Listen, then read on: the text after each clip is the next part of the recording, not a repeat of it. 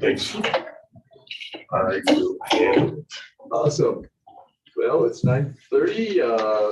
I'd like to call the County Commission regular meeting for May 3rd, 2020. And Commissioner Rivera. Here. Commissioner Richardson. Here. Commissioner Gosar are also here. I have two pledge of allegiance. If you stand and join me for the pledge of allegiance, I appreciate it.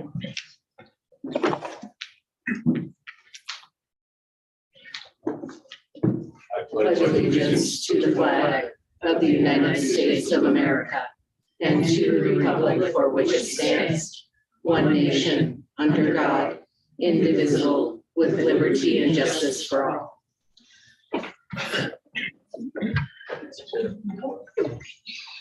Item 3, public hearing. We have a few public hearings this morning. The first one is the Albany County proposed precinct boundaries.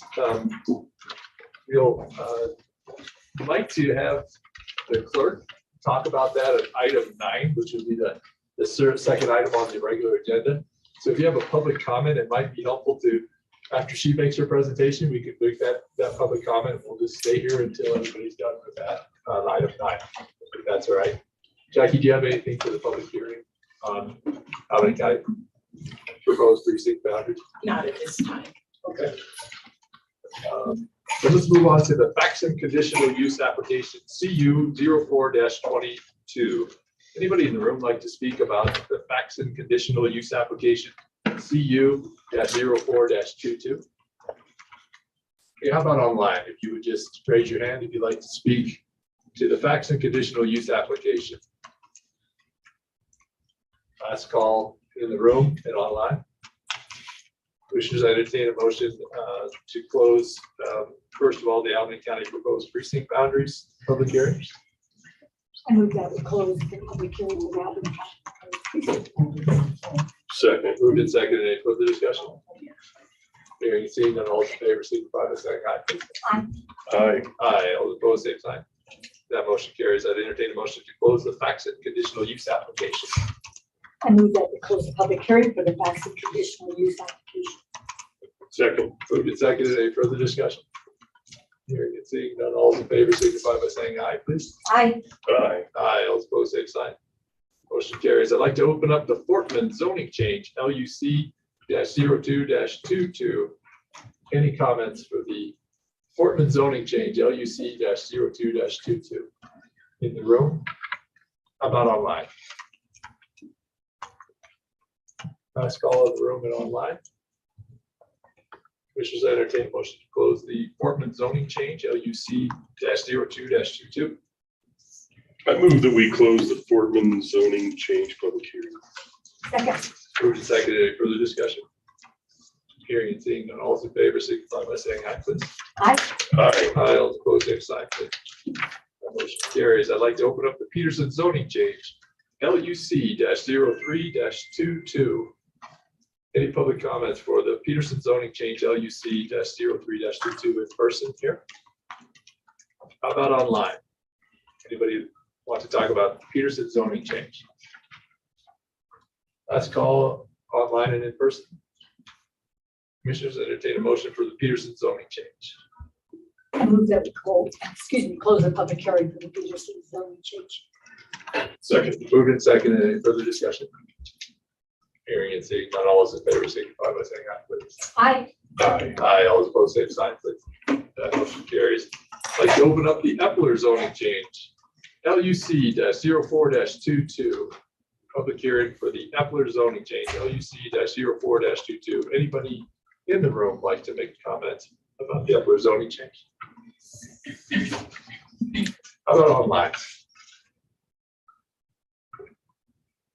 Last call in person and online.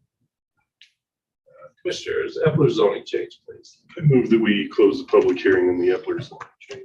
Second. Moved and seconded. Any further discussion? Hearing and seeing none, all those in favor signify by saying aye, please. Aye. Aye. Aye. All opposed, same sign, please. That motion carries. And the final public hearing, Markle zoning change, LUC-05-22. Any comment from the public here in person for the Markle zoning change? How about online? Let's call it in person and online. And commissioners, this final Markle zoning change. I move that we close the public hearing on the Markle zoning change. Second. It's moved and seconded. Any further discussion? Hearing and seeing none, all those in favor signify by saying aye, please. Aye. Aye. Aye, all opposed, same sign. That motion carries. Item 4, comments from the public. If you had comments, if you wanted to talk about precinct boundaries, if you hold on to those would be item 9, which would be the second item on the regular agenda. Christine, it looks like you have some, please. Commissioners, I just wanted to introduce Heather Carter. She was hired as our new drug court director for drug court. Heather comes to us with, 18 years probation and parole. And she has been a part of our drug court program back in 2010 through like 2012 or so as a program coordinator. So I wanted to introduce her to you and to the community. If you have any questions or would like to say anything, you're welcome to do so. I appreciate meeting everybody and I'm looking forward to it. Thank you. Yeah. Heather, thank you so much for joining us. It's a wonderful program, the drug court here in Albany County. Really appreciate you're willing to be involved with it. Commissioners, any? And they're welcome. I understand that you had to hit the ground running as far as the juvenile end of this, so. Yes, it's been a very eye-opening experience, but I like learning all of the new information. It's great. Thanks, Heather. Go forward. Yes, ma'am, please. May I ask that everyone please speak up? We're having a great deal of difficulty hearing you here in the back of the room. Sure, we'll do the best we can. Thank you. Any other comments? Yes, sir, please.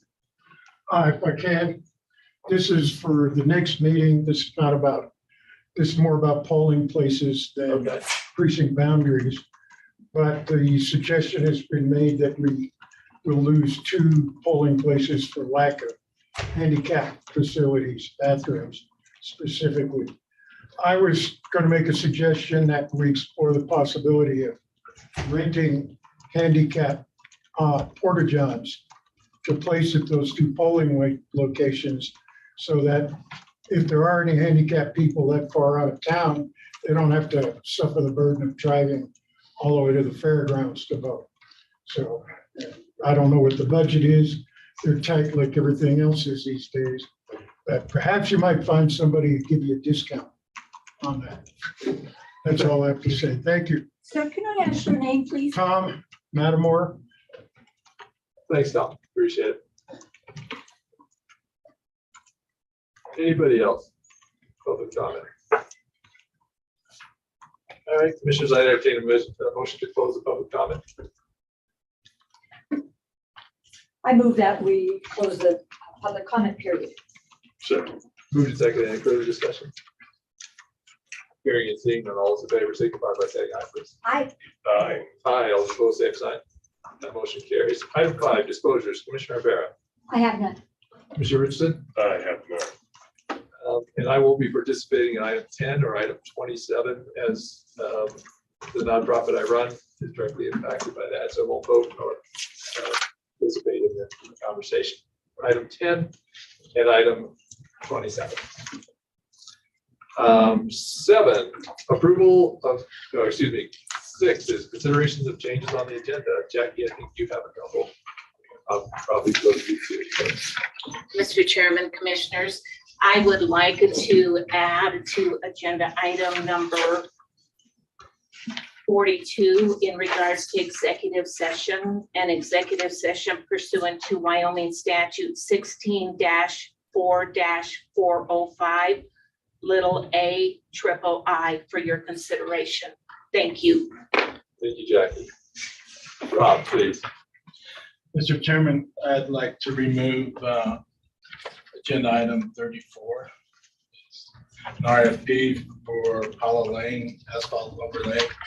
All the work is done after we've seen some of the estimates. That kind of funding. Yes. Thank you, Rob. So 34 is gone, and we'll add A triple I to 42. Jennifer, any changes? Okay, thank you. Okay. Item 7, approval of the consent agenda. Commissioner? Mr. Chairman, I move that we approve the consent agenda as presented. Second. Moved and seconded. Any further discussion? Hearing and seeing none, all those in favor signify by saying aye, please. Aye. Aye. Aye, all those opposed, same sign. That motion carries. Now on to the regular agenda. And item 8, presentation about Albany County emissions reporting from students at the UW Helm School. Just to give people a little bit of background, I have been working and members of the program directors and elected officials to understand the emissions of Albany County in the hopes to find a way to reduce those. I've had the great good fortune of working with a group of people who will have a presentation for you guys today. I saw their presentation last Wednesday as they gave it for their capstone project. So without further ado, I'd like to invite Nick Espinal, Taya Lovato, Colin Arnish, and Joanna Olson. Thank you guys for joining us. And looks like we have a presentation right in front of us. And whoever would like to lead off, Nick or whoever else, take it away, please. Yeah, good morning, everyone. Pleasure to be here. Thank you for taking the time to hear the findings that we found over the course of our semester. Really excited to share with everyone some of the findings we found with Albany County's emissions inventory for this past fiscal year of 2021. So without further ado, I'm going to go ahead and kick it off to Joanna Olson to kind of give a brief introduction of the background of why we're doing this here today.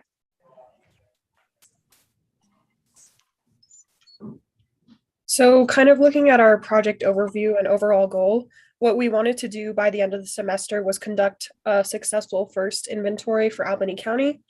Looking at what Laramie did in 2019, they conducted a citywide report, and they ended up using the International Council for Local Environmental Initiatives, or the ICLEI calculator, to complete their inventory. Our deliverables for this project included writing up a manual so that future emissions inventories could be conducted successfully, and also present to the county commissioners, department heads, and anyone else that is at this meeting. Now moving on to our background on the next slide. A greenhouse gas inventory is an accumulation of emission sources in the form of a quantifiable list. Often the results are given in CO2 equivalent units, and this helps identify any major sources that are produced by the county. The Alliance for Renewable Energy helped Laramie pursue their first inventory in 2019. And soon after, Laramie became part of the Emissions Reduction Management Plan in 2020.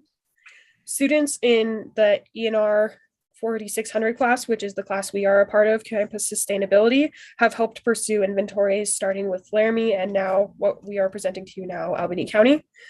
And why this is important overall: climate change is happening and it leads to drought, fires, and those kinds of climate change in the Mountain West. So it's important to take action and do it fast. And this is a good first step. Now moving on to some other inventory examples. First, we're going to look at Laramie County. They conducted their report in 2017. Most of their emissions came from vehicles like employee commute and fleet vehicles and those kinds of things. One of their biggest recommendations was to look for transportation alternatives. So this included installing rail lines, interconnecting bus systems, having their employees carpool, and implementing more bike lanes and overall electric vehicle infrastructure. Moving on to the next slide, we will look at Summit County, who conducted their report in 2018 and 2019. Their largest source came from solid waste facilities, and this includes like landfills and that kind of stuff, methane emissions that are emitted from it. One of their recommendations was to educate their employees on any existing behaviors that they have and kind of change those as needed. Next, we're going to look at Teton County's inventory. What their largest emission source was ground transportation, and one of their recommendations included hiring a sustainability director to kind of oversee their climate action plan that they had implemented, and also make sure to meet regularly so that they could carry out any other sustainable projects. I'll now pass it on to Teo Abato to talk about the ICLEI calculator. Thank you, Joe. So to give a little background on the greenhouse gas gas inventory calculator that we used, we chose to go with the ICLEI ClearPath calculator. As mentioned before, ICLEI stands for International Council for Local Environmental Initiatives. Initially, we were between this calculator and the EPA calculator. And just going through comparisons, the EPA calculator would have had us use Excel, and it was just kind of a more funky system to look at and not as usable as the ICLEI ClearPath calculator was. So we decided to pursue the ClearPath calculator membership for the county. So what this calculator does is that it produces greenhouse gas inventories. It tracks emissions for energy, transportation, waste, consumption, and forests and trees. Along with that, in Wyoming alone, members include city of Laramie, the town of Jackson, and the city of Lander. And if you want to go to the next slide. Here you can just see all the little dots are members of the ICLEI ClearPath calculator. You can see the 3 in Wyoming, along with multiple members in Colorado, Utah, Idaho, and Montana. That's just showing that ICLEI is like a widely used calculator, and it's been highly commended to us and just easy usability.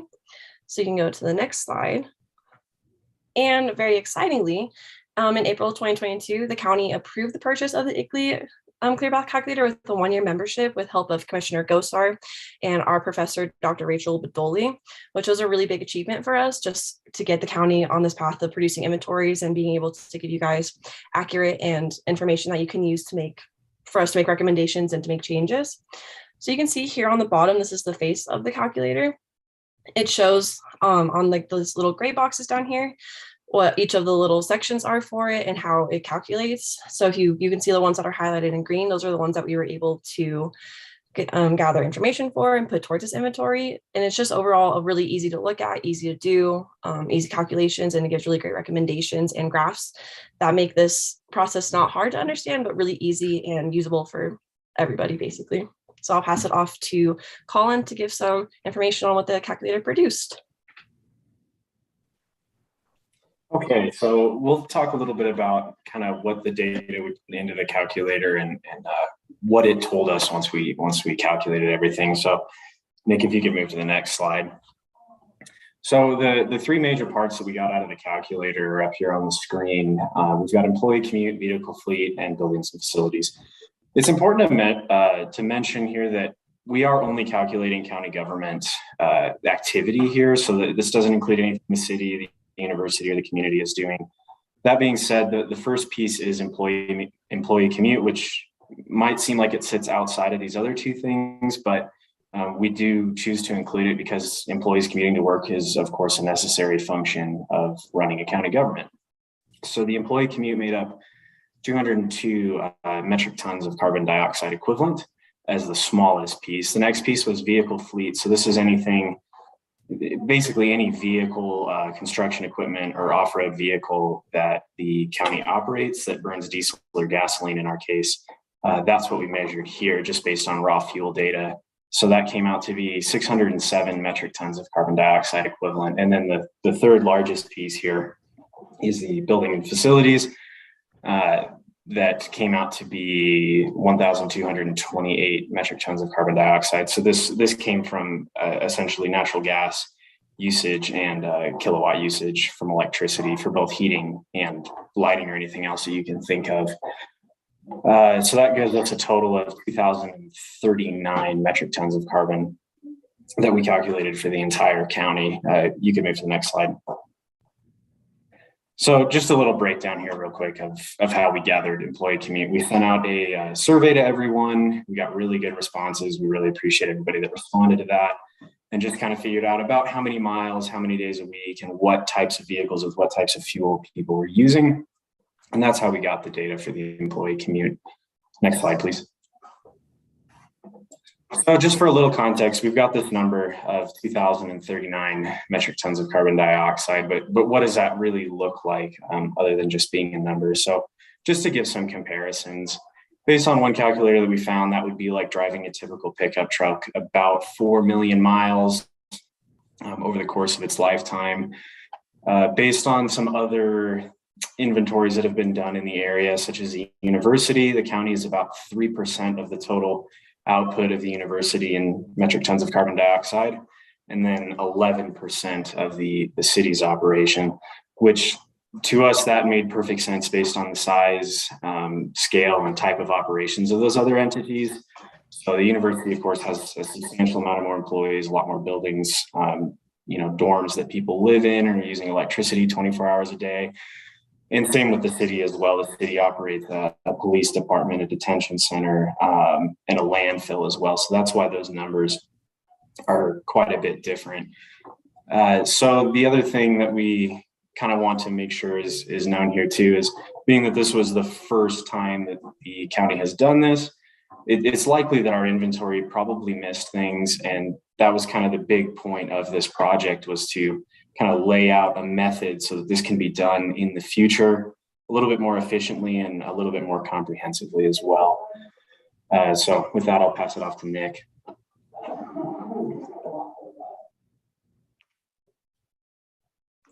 Perfect. Thank you, Colin. So segueing into some of the findings and into more of the recommendations moving forward, what we found might be useful. Just right off the bat, Colin kind of touched base on it right at the end there, but just continuing to conduct greenhouse gas emissions inventories throughout every fiscal year. This would just increase the consistency and continue with any potential improvements the county were to make over the next coming years. Potentially looking at a dedicated paid position or committee to complete emissions reports, just ensuring that there is this position here, in other sustainable efforts or outreach efforts as well. And just kind of the reasoning for that is having a committed position would ensure that proper results get executed properly. Third potential recommendation that we looked at was just any sort of purchase of hybrid or electric powered vehicles for employee usage. And studies show that hybrid vehicles tend to have a higher miles per gallon, and electric can be less carbon intensive as well.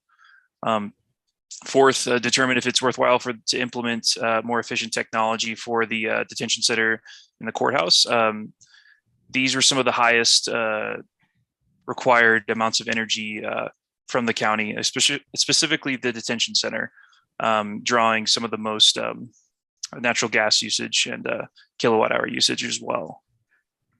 And then moving on, educating community members about about climate change and mitigation techniques. This just gives a general idea of education awareness. Getting people involved tends to have stronger public involvement results. And moving on from there, just allowing community members to make recommendations moving forward for public involvement promotes stronger action as well. And then finally, potential recommendation was reducing vehicle idling, additionally encouraging carpooling and human-powered commuting when possible. And that just kind of leads to less total emissions. And then moving forward, just one of the recommendations that I specifically looked at, just a complete hypothetical moving forward, was using National Renewable Energy Lab website to calculate a potential solar project if one were to be implemented in the later years. So completely hypothetical that I used for this situation was potentially putting a solar project or solar panels on the roof of the courthouse, and what that would look like as far as kilowatt hour usage and production over the next year it would be implemented.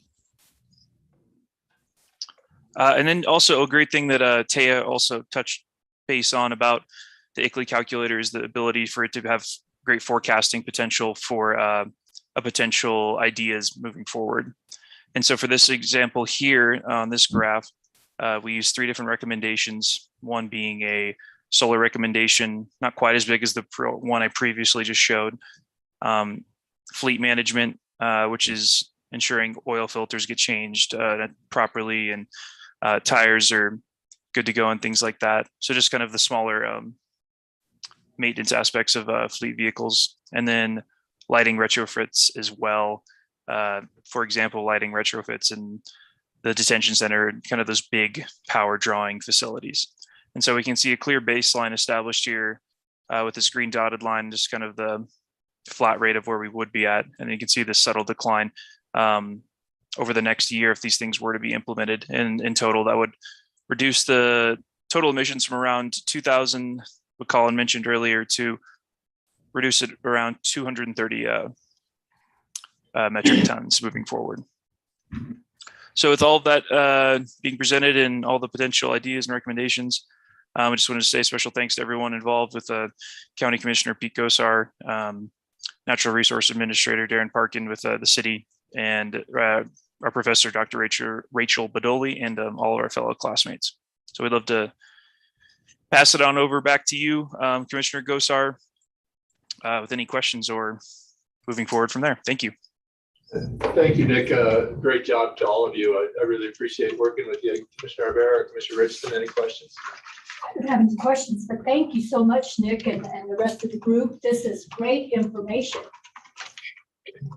And I just have to tell you guys, just to let you know, we've talked about this at our program, elected officials program heads yesterday, and realized the detention center does not have any LED lighting throughout it. And so I think we're going to be moving quickly to put LED lighting in the detention center and any other building in the county. Save money and save electric usage, right? The non-use of electricity is the most sustainable use of electricity. And so if you could use more efficient technologies like LED lighting, which is one of your recommendations, save us money and allow us to do a better job. So thank you guys. I really do appreciate it. It's been great working with you. And thank you for the presentation. And if you'd send that along to us, if that would be wonderful. We'd love to have that in the minutes. Thanks so much and have a great morning. Will do. Thank you all again. Take care. Take care. All right. Item 9, present for approval, resolution 2022-007, Albany County 2022 election districts and precincts, dividing the county into not more than 30 election districts pursuant to Wyoming State Statute 22-7-101. Jackie, good morning. Floor is yours. Good morning, Commissioners. Chairman Gosar. Pursuant to Wyoming Statute 22-7-101, it provides the Board of County Commissioners to divide the county into election districts not later than its first meeting in May in every general election year. And whereas I have been working with several members of not only our legislative staff, the city council, but my election team, I am proposing recommended changes in the election districts due to redistricting. A notice of these prescribed changes have been posted on the Albany County official website and published once a week for 2 consecutive weeks in the Laramie Daily Boomerang in accordance with Wyoming Statute 22-7-102. A notice of describing all the proposed changes to precinct boundaries has been mailed to the county chairman of each political party in the county not later than 15 days prior to today's meeting. I am requesting that the following city and county precincts are hereby changed as outlined in the following description, and that the election districts for Albany County are as follows. The city precincts with the legal description include District 13, Precinct 1, District 13, Precinct 2, District 13, Precinct 3, District 14, Precinct 2, District 14, Precinct 3, District 45, Precinct 1, District 42, Precinct 2, District 46, Precinct 1, District 46, Precinct 2, and County Precincts, District 14, Precinct 0, which includes Rock River, Centennial, Harmony, and the Albany County Fairgrounds. At this time, I would request that you pass Resolution 22-007, the Albany County Precinct Boundaries for Albany County, Wyoming. I'm happy to entertain any questions that you might have at this time. Thank you, Jackie. Commissioner Rivera, Commissioner Richardson, any questions? Well, I was trying to remember what precinct 0 means. What precinct 0 means? Yeah. Precinct 0, it's House District 14, and as I mentioned, Precinct 0 will encompass the Albany County Fairgrounds, the Centennial School, and Harmony School. Gotcha. It's just the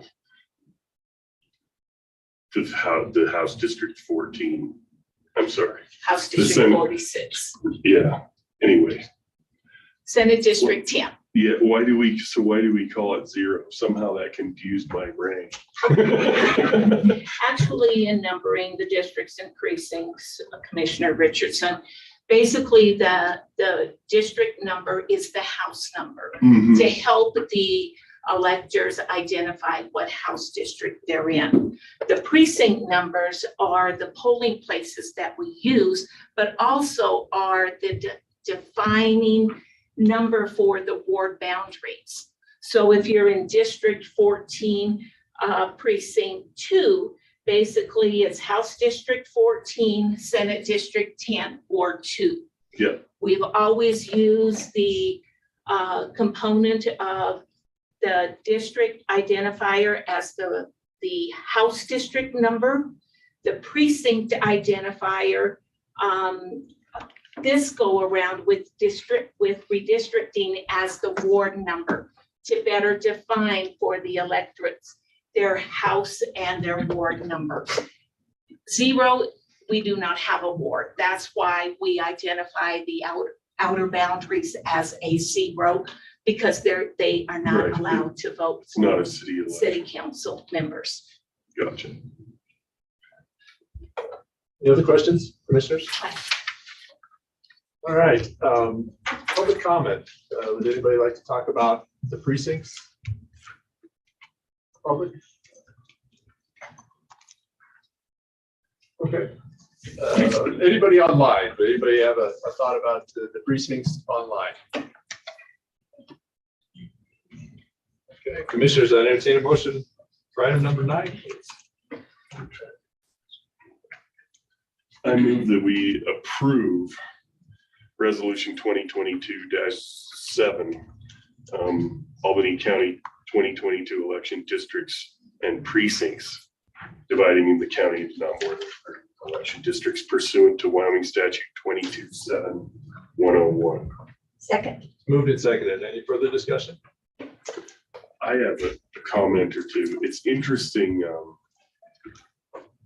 It's interesting to watch this process. I was not involved in, I was not an elected official the last time the census was done in 2010, right? So this is my first time seeing the process. And what's interesting is that, of course, there's no district or census changes for county elected seats because the boundaries of our district are the county boundaries. But it's interesting how the census makes it so that the legislature has to readjust their districts, House and Senate, and what that does to the county clerk and to us. And then I suppose the city has to figure out a way to do that too. And one of the things that I learned that I thought was really interesting is that it seems like there's, and Jackie probably knows this, right, but the House districts are, I think they have to have 9,500-ish people in them, give or take a couple of percent. So no matter how the legislature shifts the pattern or the grid over the top of the state, somebody winds up in a weird district because we lack the population to make what would seem like sensible districts. So they try, it would be really tough to be in Worland and have KC, on the other side of the Bighorn Mountains in your same House district, right? So because of the way the Bighorn Basin is, it's hard to get in and out of. You'd have to go to some poor house. Those might not even be the same communities with the same interests.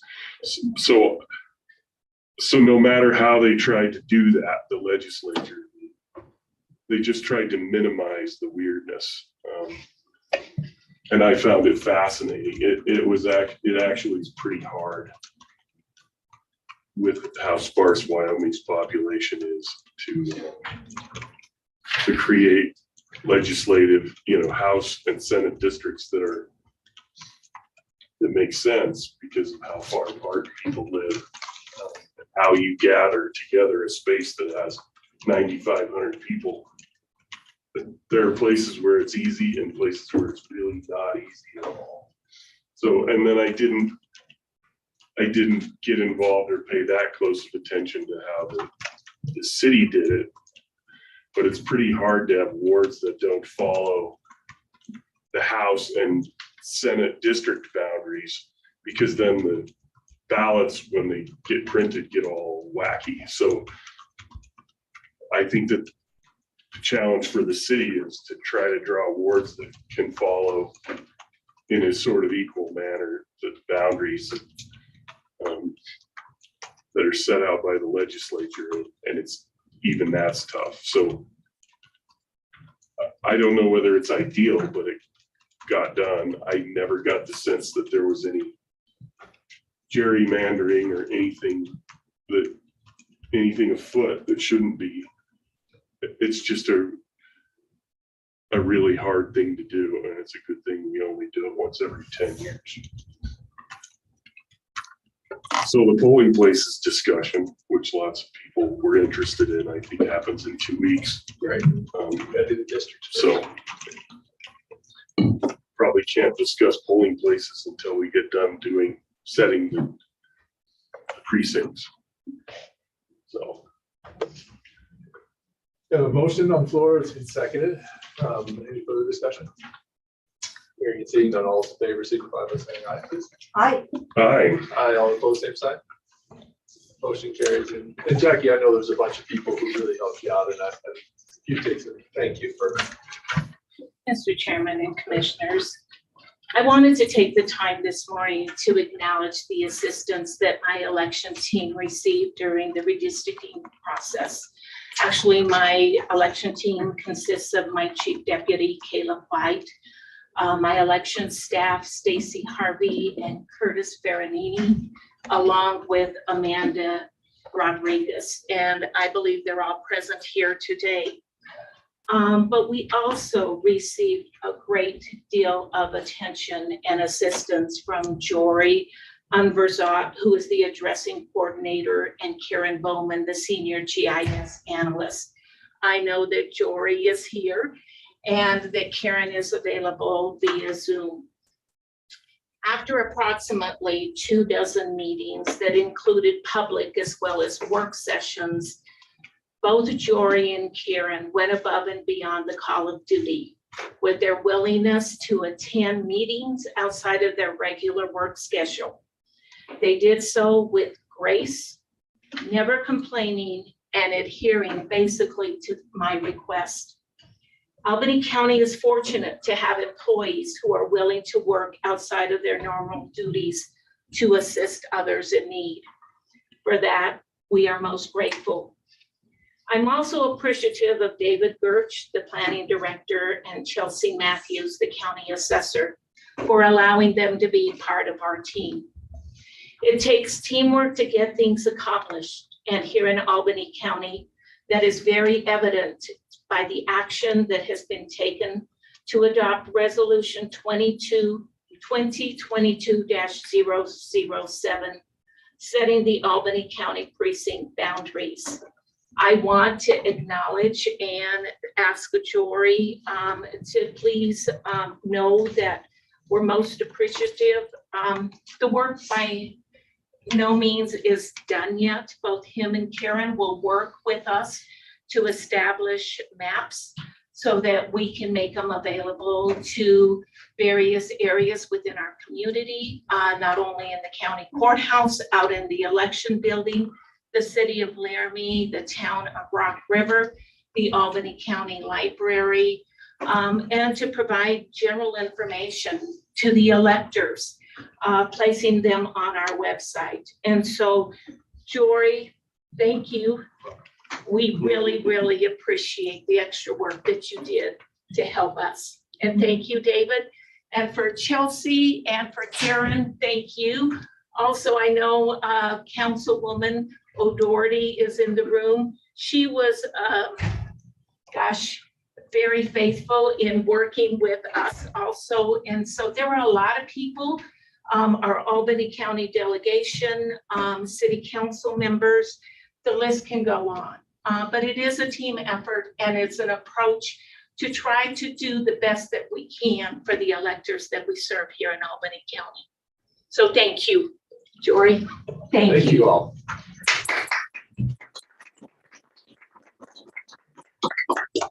Jackie, I was really impressed with the legislature's pushing this to the very 12th hour, and that you guys had maps and was able to respond to whatever the changes that were made at the very last part. So it is a complicated process.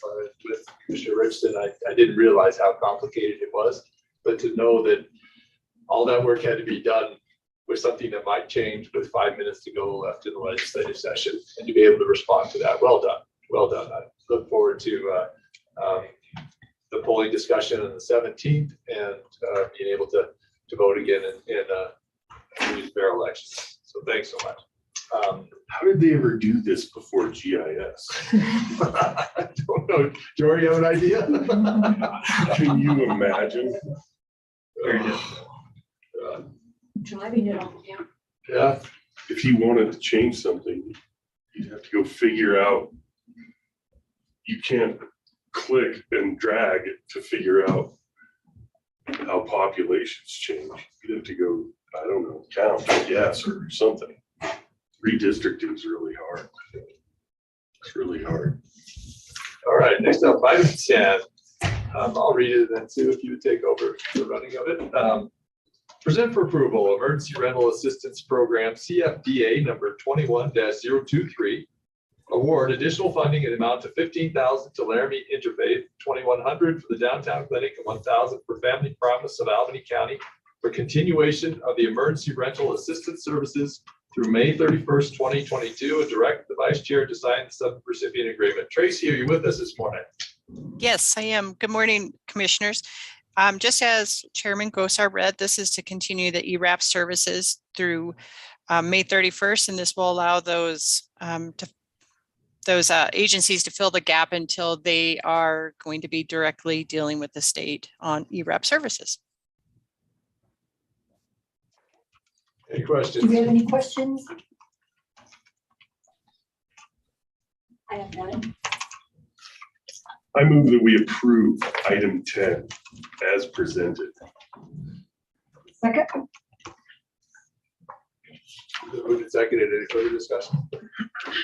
Hearing and seeing none, all those in favor signify by saying aye, please. Aye. Aye. All those opposed, same sign. Hey, Jackie, I'll abstain from that vote. Thank you. That motion passes. Item 11, present for approval fiscal 2023 National Highway Traffic Safety Administration funds administered through the Wyoming Department of Transportation Highway Safety Office Behavioral Grants Program for impaired driving and occupant protection, sustained high visibility, overtime enforcement. Sheriff Applehans, good morning. Good morning, commissioners. Asking for your approval for this grant from the Department of Transportation through NHTSA for the enforcement of basically DUI enforcement and seatbelt enforcement within the county. Since I've come aboard, we've been lucky to get this grant every year that I've been able to do so. They're going to give us approximately $8,900 for the enforcement of DUI and approximately $5,000 for seatbelt enforcement. Sheriff, commissioners, any questions? Entertain a motion for item 11 then. I move that we approve item 11 as presented. Second. Moved and seconded. Any further discussion? Hearing and seeing that all is in favor, signify by saying aye, please. Aye. Aye. Aye, all opposed, same sign, please. That motion carries. Thanks, Sheriff. Thank you. Item 12, present for approval, approach license for Lane and Carmen Stevenson on County Road 51, Two Rivers Road, located in the northeast quarter of the southwest quarter of Section 4, Township 18 North, Range 74 West. Rob, good morning. Morning, Mr. the chairman, commissioners, Mr. and Mrs. Stevenson would like to get an approach. They're building some principal structure on the property off of Two Rivers Road. This location's about a mile south of Osler. So check the site distance and everything. It looks good. Commissioners, any questions for Rob? I entertain a motion for item 12 then, please. I move that we approve the approach license for Lane and Carmen Stevenson on Two Rivers Road. Second, any further discussion? Hearing and seeing none, all those in favor signify by saying aye, please. Aye. Aye. Aye, all those opposed, same sign. That motion carries. Item 13, present for discussion and approval, liquidation of county fire apparatus funds to be deposited in the vehicle replacement fund for the respective zone accounts. Chad, good morning. Chairman, Commissioners. Essentially what this would enable me to do, a lot of the fire apparatus that we have has been acquired over the years through donations and various trading with other departments and things like that. When we go to upgrade or liquidate these, it's not like we're not part of the county vehicle replacement program, like the sheriff's department or some of the other departments. We kind of have our own separate fire replacement program. When we go to replace that equipment or upgrade it over a long, after that vehicle's been in service for a long period of time, as it stands, the price of that, or the liquidation value of that, whatever we were to get, would go to the general fund. This document would make it such that that would be retained within the respective zones truck equipment account. We're a little bit different than some of the other departments in that we're rarely going to be in a situation where we're doing a trade-in for that vehicle. We're generally looking for used apparatus from another department that's less old than the one that we have.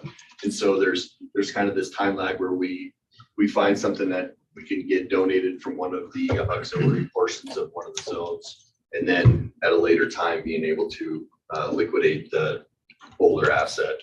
And this would just make it to where those funds are retained, it's still an accounting account, of course, but that money would go back to that zone to be used for further upgrades, replacement of equipment. Awesome. Commissioners, any questions? How much can you get for a Korean War era 6x6? So that's an interesting thing. This what we're talking about is not a vast amount of money. We just recently have two vehicles we're looking at doing this with. They're, I believe, early 80s 1-ton Chevy pickups that have had a very, very rough life. I anticipate the value of each one is somewhere between $200 and $500. Very rarely will we look at something that will be, of course, it would go through the auction if it was, something larger, but it's rarely going to be something like that. It's something that has essentially no market value of any sort.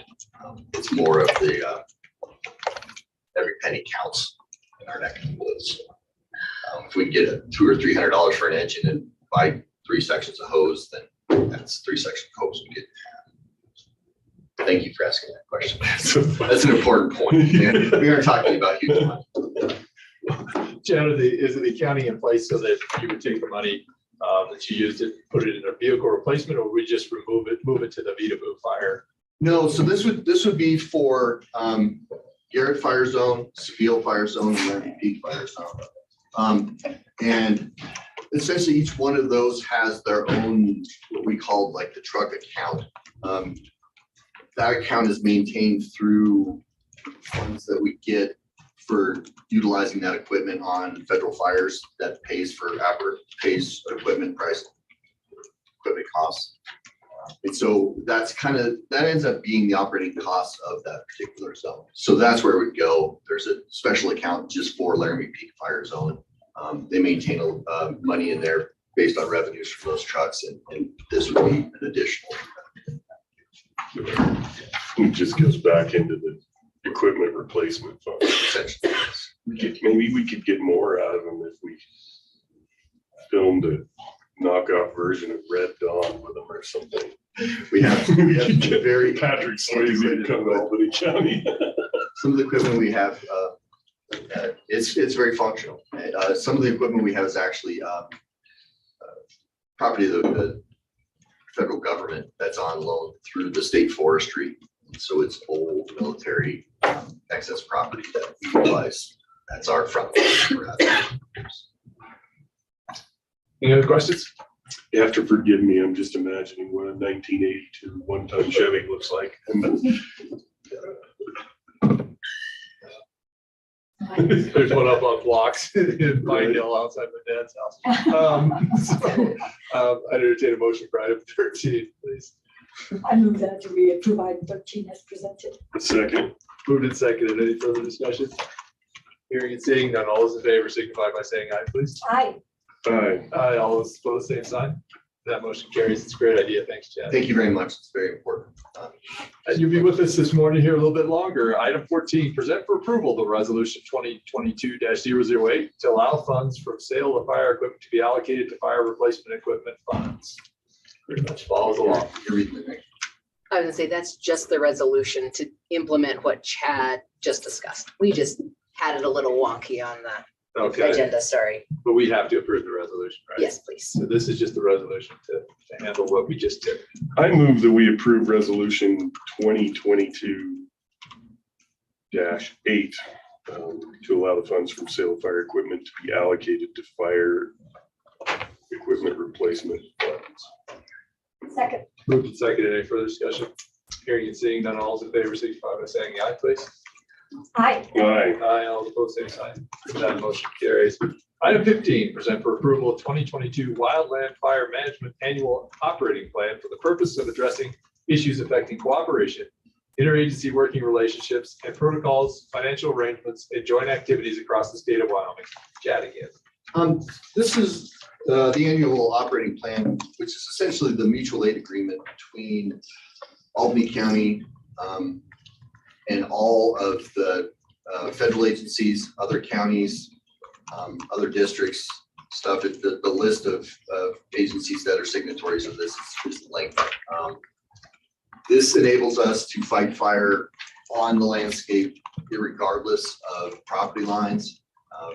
We can, if we have a fire on a private ranch property, it enables us to bring on federal resources, Forest Service trucks, BLM trucks, anything that they have assigned to them, hand crews for the Forest Service, and vice versa. So when there's a fire on the forest or BLM, we can just go and try to, county resources can go and try to address that and stabilize that situation. And this creates the guidelines for how we operate on everyone's jurisdiction. And it's a recurring thing. We revisit it every year, modify it as needed. It has not been significantly modified in many years. It's a fairly defined document that's been ongoing for many years. It's a guiding document for fire suppression in this county and the state. Commissioners, any questions? Yeah, I have one, just of interest, Chad. Reading this, the BLM requires proper approval of motorized equipment. Does that come beforehand, or does that approval come fairly quickly? I guess I'm not familiar with that particular line in the document. There are certain parts of both forest, of public lands that are restricted in terms of how much, what type of equipment we can use on. An example of that would be a wilderness area that we're not allowed to use mechanized equipment in.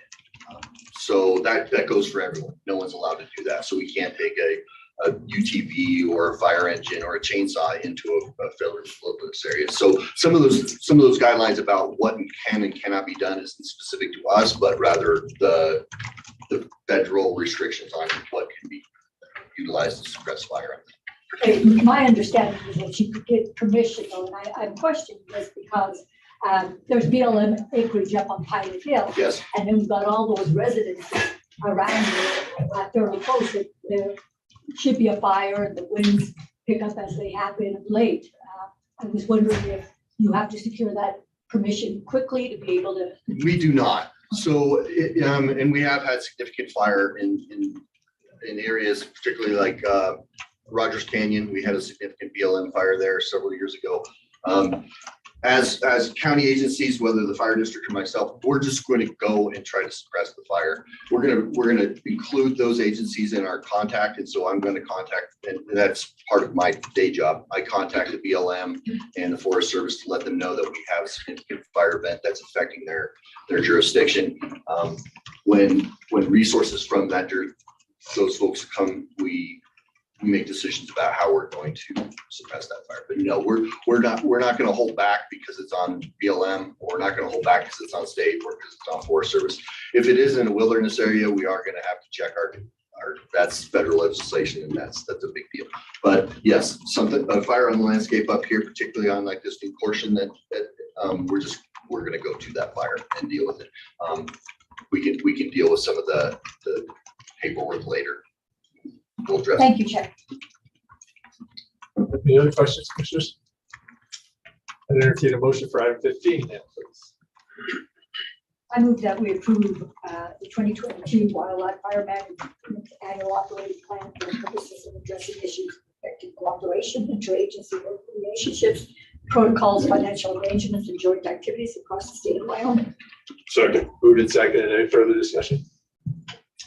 Hearing and seeing none, all those in favor signify by saying aye, please. Aye. Aye. Aye, all opposed, same sign. That motion carries. Thank you for your time. Item 16, present for consideration the Faxon conditional use application CU-04-22. David, good morning. Mr. Chairman, Commissioners. Angela and Andy Faxon have requested a conditional use to provide a small event space on their property. The property already consists of a couple of buildings that they're looking to use, as well as their primary residence. This area is zone rural residential, and it's located at 1000 Welsh Lane, and the applicants are seeking. So we have questions for them later. They're here to answer any questions you might have. The property is accessed via driveway that intersects with Welsh Lane.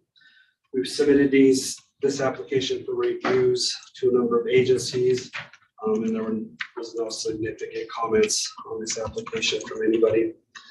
Findings necessary for approval for this application is that they provided notice by posted sign publication and certified mail, and that they have to make the following findings: that the applicant has provided site plans and survey maps as required, that the proposed conditional use shall not harm the public health, safety, and welfare of the community. The adequate public services are available for the proposed conditional use without creating any undue financial burden on the county. And then they have to address a number of impacts that this may cause, which they have addressed each of those.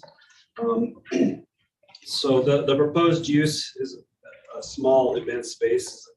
It's not in our current regulations in the land use table, and the planning director is then tasked with determining whether the use is allowed, conditional, or prohibited based on similar compatible uses. So after an analysis, it was determined that the use is similar to church, religious facilities will do, or a clubhouse, or a social fraternal hall would have similar impacts. Both are allowed as conditional uses in rural residential zone. These uses require parking. Buildings are not typically used daily, and they often accommodate similar events. This is consistent with the current proposal. The applicant has provided a complete application and has addressed the potential impacts that this use may cause. Findings of fact, findings necessary for approval, applicant responses, and staff analysis referenced in the report are adopted as findings reflecting the applicant has adequately addressed the specific impacts, and the same are incorporated herein. The conclusions of law are that the applicant is proceeding in accordance with and in compliance with the requirements of the Albany County zoning resolution. This application was presented to the Planning and Zoning Commission at their last regular meeting. They asked a number of questions concerning wastewater disposal, occupancy limits, and traffic. Ultimately, the questions were answered to the satisfaction of the commission, and a motion was made by Mr. Kennedy and seconded by Mr. Platt to approve the application. The motion was unanimous. So the Planning and Zoning Commission recommendation is to approve the facts and conditional use application CU-04-22, adopting and incorporating the staff analysis, findings of fact, and conclusions a lot as stated in this staff report. If you have any questions, I'd be happy to answer those. From my perspective, the applicants are happy to answer any questions here as well. Commissioners, any questions? I have a couple. Andy and Angela, will there be any signage proposed off of Highway 130 to direct your participants for the various events that you'll be hosting? I don't think so. Not on 130. We'll put it on our property. Okay. We'll have a sign of what the place is called. Okay. And what is that? I didn't see ever what the place. We don't have a name picked yet. Okay. So, I didn't know. I know you done business under Echoes of yesterday, but I didn't know that. that's a rental wedding business. Oh, okay. Okay. Sherson, anything? I just think it's cool. It's fun. You need places to host events, so I think that's it's great on you guys' part too. Should Providing be a good thing for the community. I think so. Location is great. David, you had something? Yeah, just on the question of signage, any signage on the property would have to meet the standards that are in our regulations. Thank you.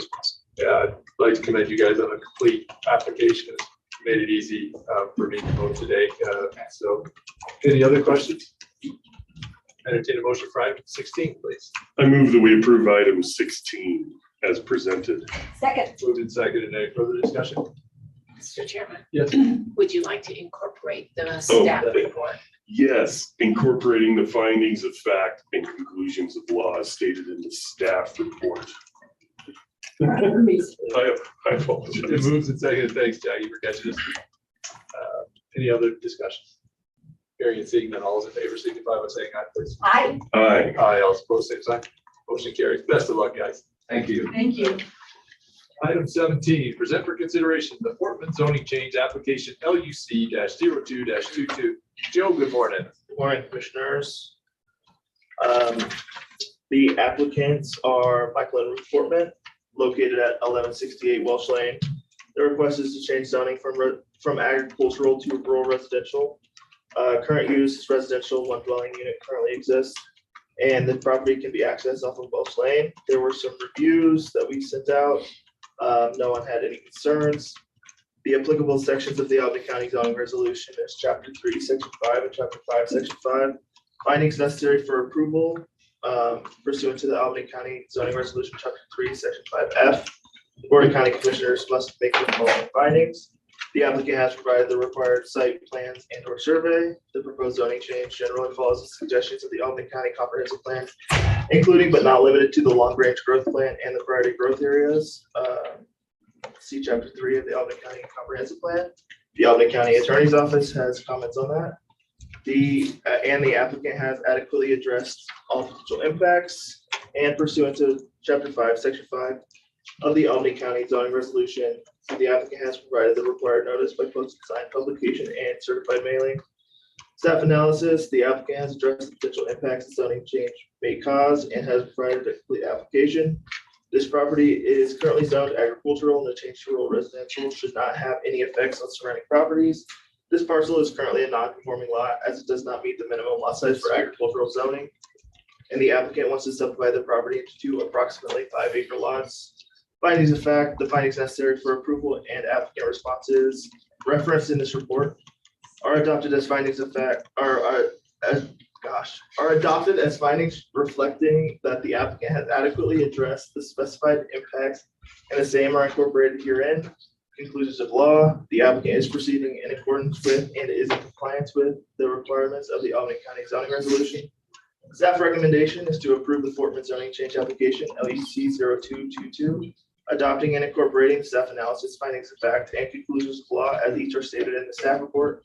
The Planning and Zoning Commission unanimously recommend to the Board of County Commissioners to approve the Portland zoning change application LUC 0222, adopting and incorporating the staff analysis, findings of fact, and conclusions of law as each are stated in this staff report. Thank you, Joe. Any questions, commissioners? Take a breath, Joe.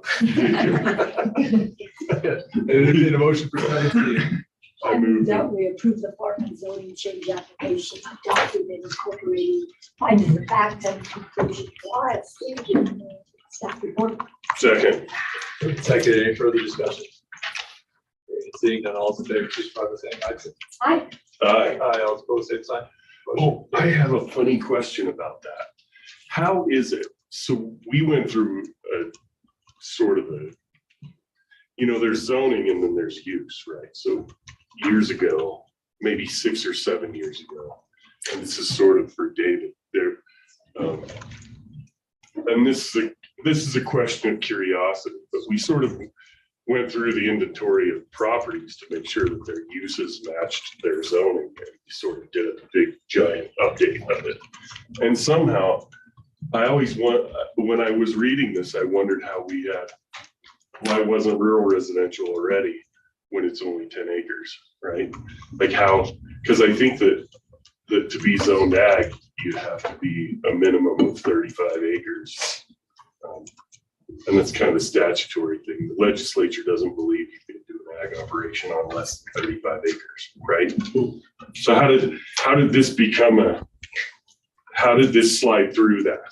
Sure. So when we did the zoning, what planning and zoning at the time wanted to have done when it comes to property zoning was to base it on what we were considering zoning at the time, which was what the property was taxed as in 1997. So that property was likely taxed as agricultural in 1997, even though it wasn't that 35 acres. So we've got a number of lots that don't conform to that 35 acre standard because we were going by the assessor's taxation classification. So, which is kind of a weird way to do zoning and not really recommended by the planning department, but that's what the planning and zoning commission wanted to do at the time. So it's interesting.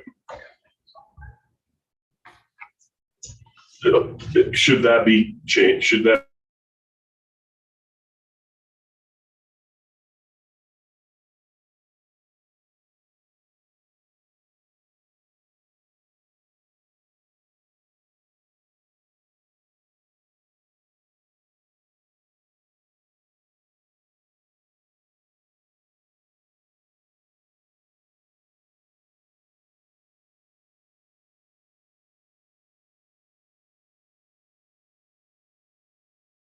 with the comp plan and those types of things, but I mean, that would be an easy one, like you said, because we could just look at any lot that was less than 35 acres. That would be easy to do. But.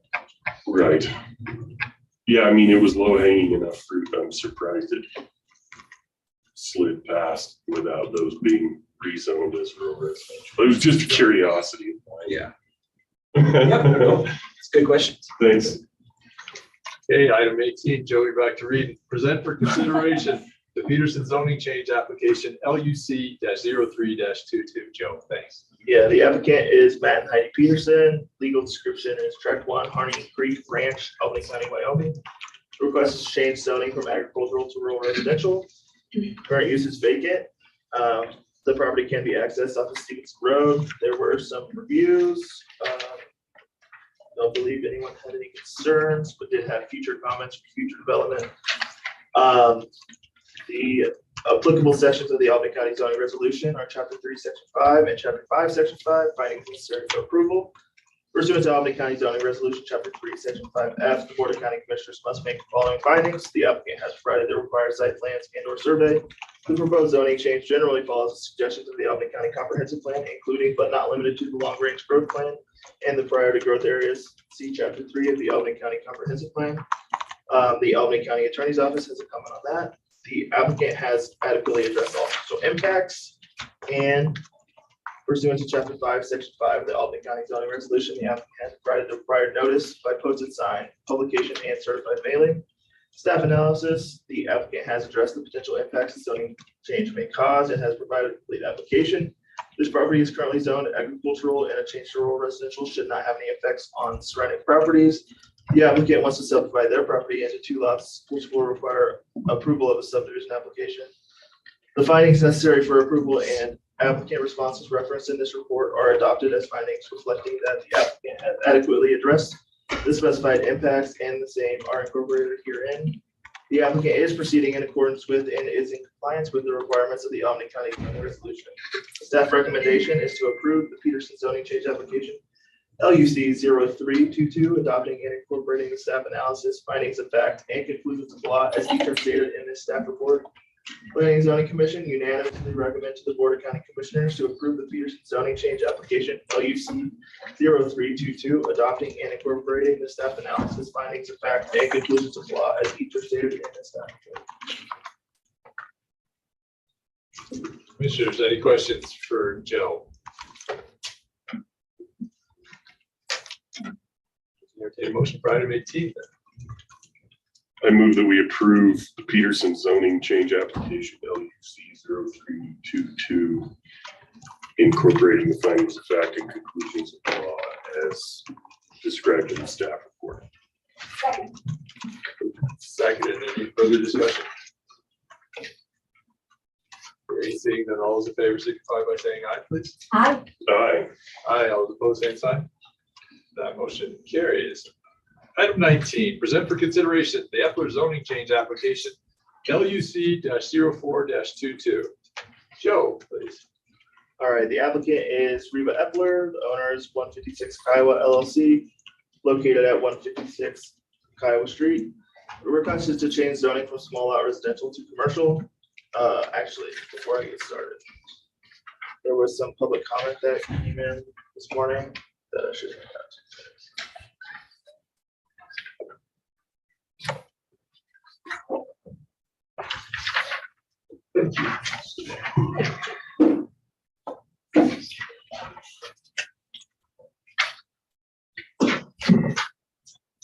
All right, so the request is to change zoning from small lot residential to commercial.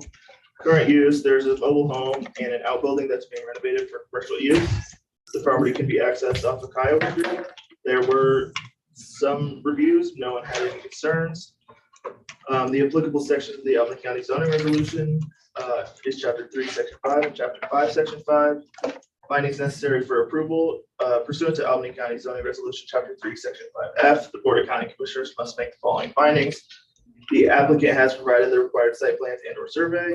The proposed zoning change generally follows the suggestions of the Albany County Comprehensive Plan, including but not limited to the long-range growth plan and the priority growth areas. See Chapter 3 of the Albany County Comprehensive Plan. The Albany County Attorney's Office has a comment on that. The applicant has adequately addressed all potential impacts. And pursuant to Chapter 5, Section 5 of the Albany County Zoning Resolution, the applicant has provided the required notice by posting sign, publication, and certified mailing. Staff analysis, the applicant has addressed the potential impacts the zoning change may cause and has provided a complete application. This property is currently zoned small lot residential, and a change to commercial is compatible with existing land use of surrounding properties. The applicant wants to add a sign to the property, which will require approval of a sign permit within the planning department. Findings of fact, the findings necessary for approval and applicant responses referenced in this report are adopted as findings of fact, or as findings reflecting that the applicant has adequately addressed the specified impacts, and the same are incorporated herein. Conclusions of law, the applicant is proceeding in accordance with and is in compliance with the requirements of the Albany County Zoning Resolution. Staff recommendation is to approve the Epler zoning change application LUC 0422, adopting and incorporating the staff analysis, findings of fact, and conclusions of law as each are stated in the staff report. Planning and Zoning Commission voted 3-2 to recommend to the Board of County Commissioners to approve the Epler zoning change application LUC 0422, adopting and incorporating the staff analysis, findings of fact, and conclusions of law as each are stated in the staff report. Commissioner Hanning voted against this motion because she is concerned about future uses down the road and would like to see this get done through a variance process. Commissioner Platt voted against the motion in the hopes of this being allowed through the variance process. Thank you, Joe. Commissioners. Yeah, is Ms. Epler in the room? Yes. I am. Aye. Ms. Edler, in reading your application, it is stated that the clients will not be met at this location. Where do you meet your clients? Well, presently, there's a remodeled trailer house on the property, and I haven't made a habit of meeting people out there. In the future, there's a 3-car garage that I've started to remodel, and that will be a nice place to meet people. So at that point, I would like to be able to meet people out there. The impact on traffic won't be any greater than it is now. And I looked into the road issue that one of the people had written letters on, and I talked to Rob Fisher, and the road presently is a county road. It's just an unmaintained county road. And I feel that if my use generates a lot more traffic, the whole community should look at entering into a road agreement, community road maintenance agreement, and I would happily contribute to that.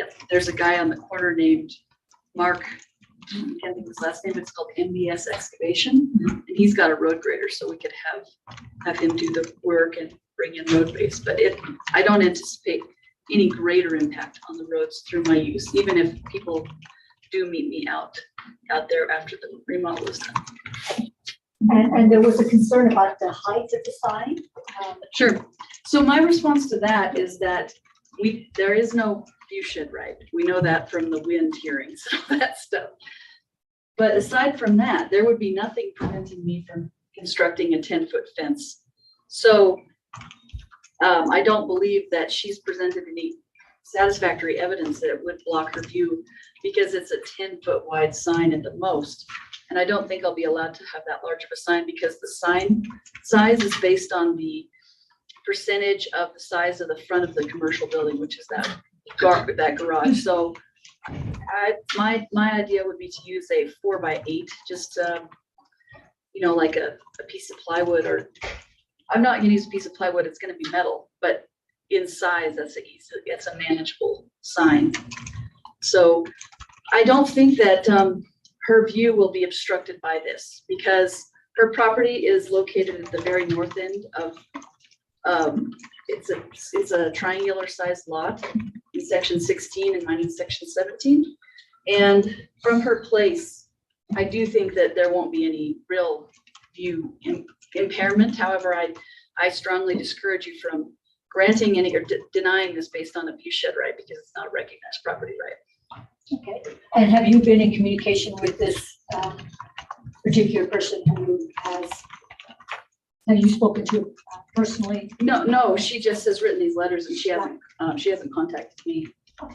And the other point I'd like to make on this is that that area, that's located right next to the old Ford truck stop, that old falling down building. And so the property out there was in extraordinarily rough shape when I bought it. And Tex Newton had been using this property for years commercially, because he was a concrete guy. And there was so much stuff out there. It took me over a year just to get the property cleaned up. And the shops were so full of stuff that I filled up 4 or 5 oil field trash trailers worth of stuff to take it to the dump. And the amount of metal that went off that property was remarkable. So where that money came from was law and oil deals. So I'd like to be able to advertise my business, my law business and my real estate business, to generate more cash flow to invest in the property. And that's the only way that I can see to do it, is to have, more business for myself to be able to continue to improve the area. With respect to the fort, I did construct an 8-foot fence. I didn't get any assistance from the county or anything like that. I just did it because there was so much stuff blowing over from their property. So that's done, and that has really improved the south entrance of town. You can't see it as much. And then I worked with the conservation district to get a living snow fence. So like in 10 years, there'll be a noticeable tree row there, not at full height, but still I believe in improving property, and the natural advantage of that property is that it's on 287. And one of the things about commercial, if you read the rules, it says that it should be located near a major road. And so that's definitely within that. And it also says that a mix of uses is allowed. And the most telling map is, there's one on the last page of this where they show it, how much commercial is already out there. And the Bruckner trucking lot is commercial, and it's mostly all red and industrial. So there's a few rare exceptions of residential lots. Actually, the great majority is commercial. So those are my responses to those questions or concerns. And you believe that your clientele will have no issue about driving out to meet you at that office? No, most of my business really is, I've done this huge water lawsuit recently, and that requires me to go to a lot of ranches. And the nice thing about turning that shop into a meeting place is that it'll have a bathroom and it'll be accessible to people. But for me, it's going to be nice just to have a huge room to spread out in and work in. And if people want to meet me there, they can. But I travel a lot for my work. Thank you for Thank you for asking. I move that we approve the Epler zoning change application LUC 0422, incorporating the findings of fact and conclusions of law as listed in the staff report. Second. Moved and seconded. Any further discussion? Joe, I have a quick question for you. There was some concern about the variance process versus this process. Could you maybe give me a little bit of the difference? Why the commissioners thought that this should go through variance instead of how it's come to us today? Well, like Mara Hanning, mostly because of the change of zoning leads to other uses down the road potentially. And they thought that if it variance, then we wouldn't have to change zoning. So that was the decision behind that. Okay. Fair enough. Any other discussion? Hearing and seeing none, all those in favor signify by saying aye. Aye. Aye. As opposed, same sign. That motion carries. Good luck, Ms. Epler. And 20, present for consideration the Markle zoning change application LUC 05-22. Joe, please. Yeah, the applicant is Brandon Markle, located at 20 Herrick Lane. Request is to change zoning from agricultural to rural residential. Current use is residential. One dwelling unit currently exists. Access is off of Herrick Lane. There were some reviews. There were no concerns. The applicable sections of the Albany County zoning resolution are Chapter 3, Section 5, and Chapter 5, Section 5. Findings necessary for approval pursuant to Albany County zoning resolution, Chapter 3, Section 5F. The Board of County Commissioners must make the following findings. The applicant has provided the required site plan initial survey. The proposed zoning change generally follows the suggestions of the Albany County comprehensive plan, including but not limited to the long-range growth plan and the priority growth areas. See Chapter 3 of the Albany County comprehensive plan. The Albany County Attorney's Office has comments about that. The applicant has adequately addressed all potential impacts, and pursuant to Chapter 5, Section 5 of the Albany County zoning resolution, the applicant has provided the required notice by posted sign, publication, and certified mailing. The applicant has addressed the potential impacts the zoning change may cause and has provided a complete application. This property is currently zoned agricultural, and a change to rural residential is compatible with existing land use of surrounding properties. The applicant wants to create a 3-lot subdivision, which will require a subdivision application. The findings necessary for approval and applicant responses referenced in this report are adopted as findings reflecting that the applicant has adequately addressed the specified impacts, and the same are incorporated herein. Conclusions of law, the applicant is proceeding in accordance with and in compliance with the requirements of the Albany County zoning resolution. Staff recommendation is to approve the Markle zoning change application LUC 0522, adopting and incorporating the staff analysis, findings of fact, and conclusions of law as each are stated in the staff report. Planning and Zoning Commission unanimously recommend to the Board of County Commissioners to approve the Markle zoning change application LUC 0522, adopting and incorporating the staff analysis, findings of fact, and conclusions of law as each are stated in this staff report. Commissioners, any questions? I entertain a motion for item 20 then, please. I move that we approve item 20 as presented, incorporating the findings of fact and conclusions of laws listed in the staff report. Second. Moved and seconded. Any further discussion?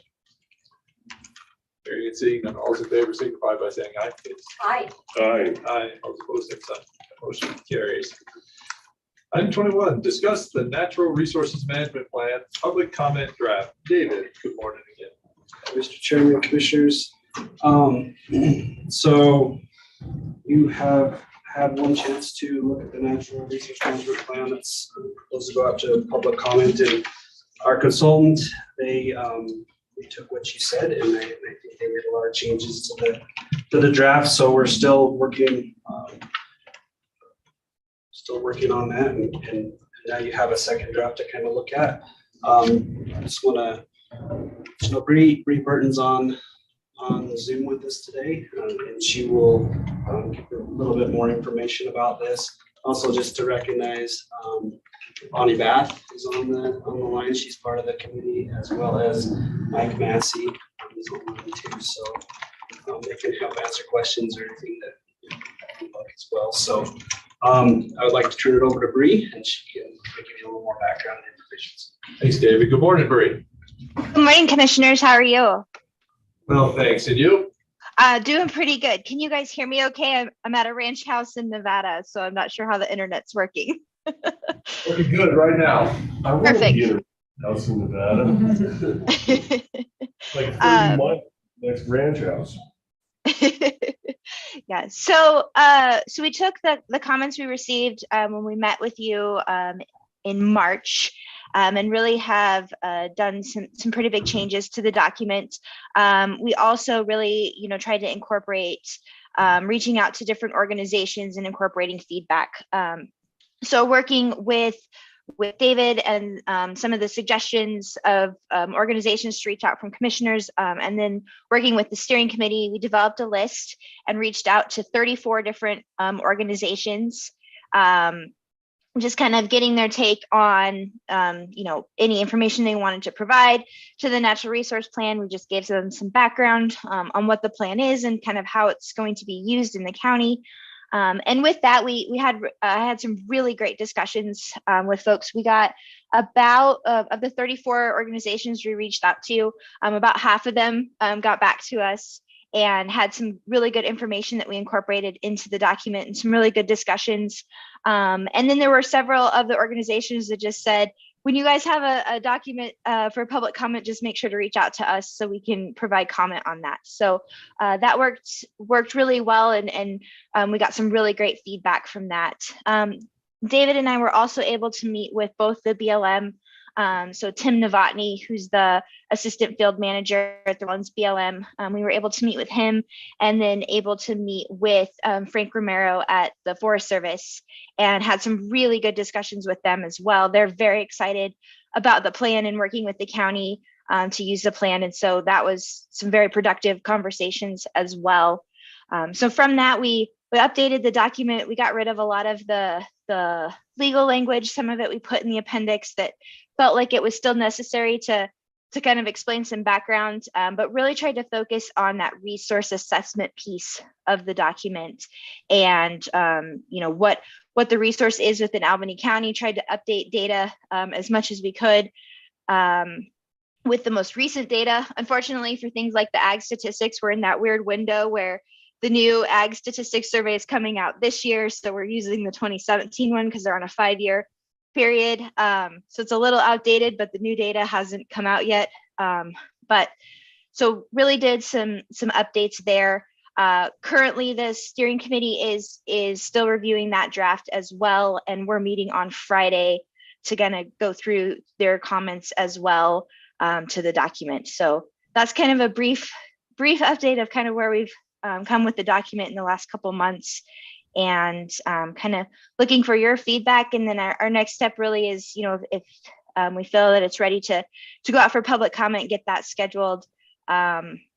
We do have a little bit of that deadline of June, just with the FNRPA funding. So with that, I will take any questions that you guys have.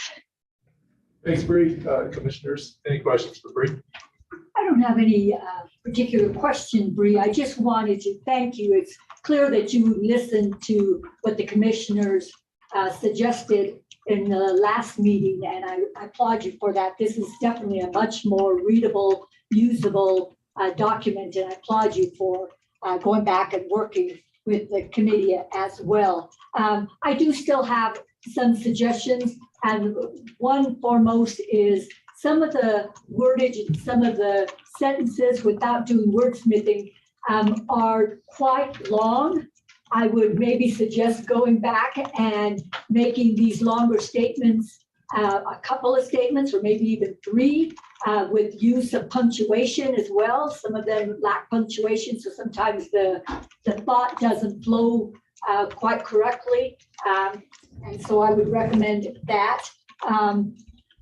I believe one area in recreation was left off. And by the way, we thank you for prioritizing recreation. I know that was a big comment last time by several members, myself included, and Commissioner Gosar and some public members. So thank you. I do believe that one area was left out that is fairly prominent, and that's Vedaboo. And there is a climbing community here, as well as the north end of Colorado brings a lot of climbers, and I can put you into some contacts to get information on the Vedaboo area. And also, I'll be happy to send that to you, but that stuck out to me as an area that needed to be highlighted. Also, the CAP will be a unified document soon between the city and the county, so that might be referenced as well. And I think I just want to note that there has been a recent land exchange that was supported by the county commission, where it was a land exchange between BLM and the Rocky Mountain Elk Foundation working together. So that can be maybe noted as well. As far as the appendix, I thank you again for removing in the bed of the document all the legal stuff. I'm not sure even in the appendix if it's required. I do believe that you could do something of just having some links so that people, if they are interested in finding out that information, could just follow the link instead of it actually occupying the space of the document. So that's basically it. I will send you some of this written email as well as to the committee members. But thank you, Bree. This is a much better working document, and I really applaud you guys for working so diligently on it. Perfect. Thank you, Commissioner. It's good to hear, and yeah, I'll look forward to seeing your comments and great additions there. So thank you. Commissioner Ritson, anything? I'm just curious where you are in Nevada, Bree. I'm currently at the Wine Cup Gamble Ranch, so just between Jackpot and Wells. I know exactly where the Wine Cup Ranch is. I have been there before. Yep. There's a big fire out there. It's east of Jackpot. I mean, it's really far. I remember driving like 60 miles of dirt to get to that place. That's neat. What's the occasion to be at the Wine Cup Ranch? What's that? Is that where you grew up? Is that where you're from? No, so we're actually doing a ranch tour tomorrow with some agencies and stuff. So I'm doing my range job this week, and so we're out here doing a ranch tour with the ranch and BLM. They're looking, and Nevada Department of Wildlife. They're looking at some land exchange stuff. So yeah, I'm being a range specialist this week. In my previous career, I did a lot of stuff with the Elko BLM office, and I know like every single 2-track where she's talking about. You could drop me out of an airplane with a blindfold on, and I would know where I was and how to get out of there. And it's like endless sagebrush and pinyon pine tree covered mountain, little humps and mountains and stuff. It's hard to believe that there are places, like in Wyoming, we think that Wyoming is remote, and Nevada is unbelievably remote. That, outside of Washoe County and Clark counties, where Vegas and Reno are, you probably can only get more remote than that in Alaska. It's really interesting how remote it is. So anyway, Awesome. Well, Bree, I'd just like to echo Commissioner Ibarra's comments, and thank you for making such a quick turn and changing the documents so noticeably. I really do appreciate that. I'd also say there's some, there's a paragraph marker at the beginning of one of your statements. There's some, words that are spelled correctly from the word they are, but not the word they're intended to be. So maybe that would be something. I know you've made a lot of changes, but I'd like to hear Bonnie or Mike, would you have a comment? Did you guys get this draft also? Mike, how about you? Go ahead, please. I see your hand up. Okay, thanks. Can you hear me? Got you loud and clear. Okay, good. I agree with your reactions to the work that Bree and Y2 have done. It reads easier, better. I think it's more understandable, and so it's a great deal of improvement. As I read through it, I also noticed a few rough areas that could use some smoothing out, and I take responsibility for some of that. I'm afraid I hashed some of the previous wording up, but I think that we can go through and do some wordsmithing to improve some areas. And again, I'm just speaking for myself, so I obviously haven't run this by the rest of the committee or by Bree. But also, I think we can combine some of the subsections that describe resources to help streamline a little bit there. I agree with perhaps some additional information in places besides Beatavoo. What occurs to me is camping and snowmobile use in the snowies. And that's not because Bree and Y2 didn't try to get that information. It's just folks who did have that information happen to be among those who haven't responded. So perhaps we can persevere and try to get that information to put into the draft. One idea that I had is with regard to the priority section. And that is to, I should probably put the video on, right? I'm sorry about that. Is one of the things on the in the priority section is it has 5 or 6 resources in that first section or the priority section. And it occurred to me that perhaps we should put those in alphabetical order so that we don't convey the impression that one particular priority resource is more important than another priority resource. For instance, people might ask, why is recreation ahead of agriculture? Aren't both of them important? So that might be a discussion that the steering committee has, is not to move things around, but just to alphabetize them to convey what I think is the reality is all those things, the 5 or 6 resources that are in that first section, the priority section, combined, interrelating is what what make up the custom and culture of Albany County. And then finally, it occurred to me that again, to present as a discussion to the group is to move climate change from the second part back up to the first part, since it's becoming an important issue. But these are all just tweaking. I do like what we have. I think it's ready to go for prime time and take it out to the public. And I would be interested, if that's the commissioner's view too, that if we have the commissioner's approval to go ahead and move on to public meetings. So those are just some of my thoughts. Thank you. Thanks, Mike. I appreciate it. Bonnie, do you have any thoughts? No, it's not necessary if you don't, but.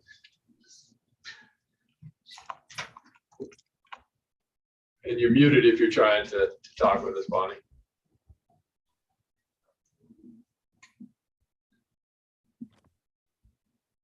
Can you hear me? Gotcha. Thank you, Bonnie. Good morning. Hi. Well, I really like the changes that we're seeing in the document. I think Mike brought forward some really good ideas, and I'm anxious when we meet on Friday to go over some of these things. Well, thank you guys both for your time and your willingness to do this on your own time and on your own dime. It really is important, and thank you for the work, and I appreciate your willingness to still be engaged on Friday. So best of luck on the meeting. Since it's a discussion item, I'm not sure we can move for a public comment. on this. Go ahead, David, please. Yeah, Mr. Chair, I don't think you need any public comment, and you really don't have to make a motion, but if you're okay with going ahead, we can make a few changes on Friday, and then we can go ahead and anything that's kind of left over, we'll make sure to get that included after the public comment draft is out. Okay. I think so. I guess we just want to know if that's okay to go forward. Yeah. Commissioners, objection to not going forward? Yeah, it seems to me that as far as content goes, we generally approve and like the product, you know, so, and in a project that big, there's always refining that can be done. So what I hear today is just syntax, you know, editing, refining, but as far as the content, I think it's pretty good. So, you know, I don't know if we're required to sort of certify it in its form, you know, before it goes out for public comment. As far as I'm concerned, you know, they could edit, you know, as long as they don't change content, and, you know, as long as they don't change. Do you know what I'm saying? Yeah. You know, through the process, it wouldn't bother me at all. Computers help, right? Because you have spell check and grammar check and you have punctuation catches and stuff. But I mean, you basically have to proofread it word for word, you know, and that's hard to do. So, yeah, but I do like I like it. Yeah. Yeah, I was just gonna say that, I mean, we're not approving anything, right? You know, we're just moving forward in the process, and ultimately you will make a decision, but that's not today. Correct. What are We've got some can you describe the steps in the process a little bit? Like, you don't have to be too exact, but I'm just curious how this is gonna go. Going forward? Yeah. Okay, so so the steering committee will meet on Friday, and we'll kind of finalize some things. Probably try to look for some of these sentences and things that need to be worked through and make those changes. Then we'll get that kind of finalized. We'll put that on our website. We're planning on doing multiple public meetings, trying to get additional comments. Once we get all of that, we'll also, with the draft out, I think we'll also send them up to all the stakeholders again, especially those that didn't comment in the first little round when we were reaching out to them, and BLM and the U.S. Forest Service. So we'll send all that stuff out to them as well during the public comment period. Once that's done, and we've had our public meetings, then we'll actually bring it back to you guys.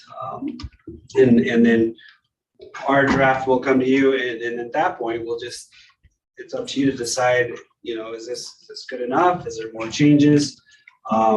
Even after, you know, once we finish our contract with Y2, we can still, you know, make changes. Staff can help make changes if we need to, and tweak that.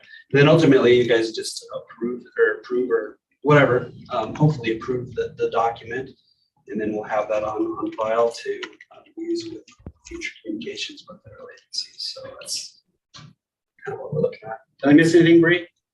Nope, that's a very good summary of it, David. One thing that's interesting is for me, not knowing how the natural resource plan, as a policymaker, my mind is, you know, so we could have this really nice document that has a good inventory and sort of purpose and priorities, you know, with a good narrative and background.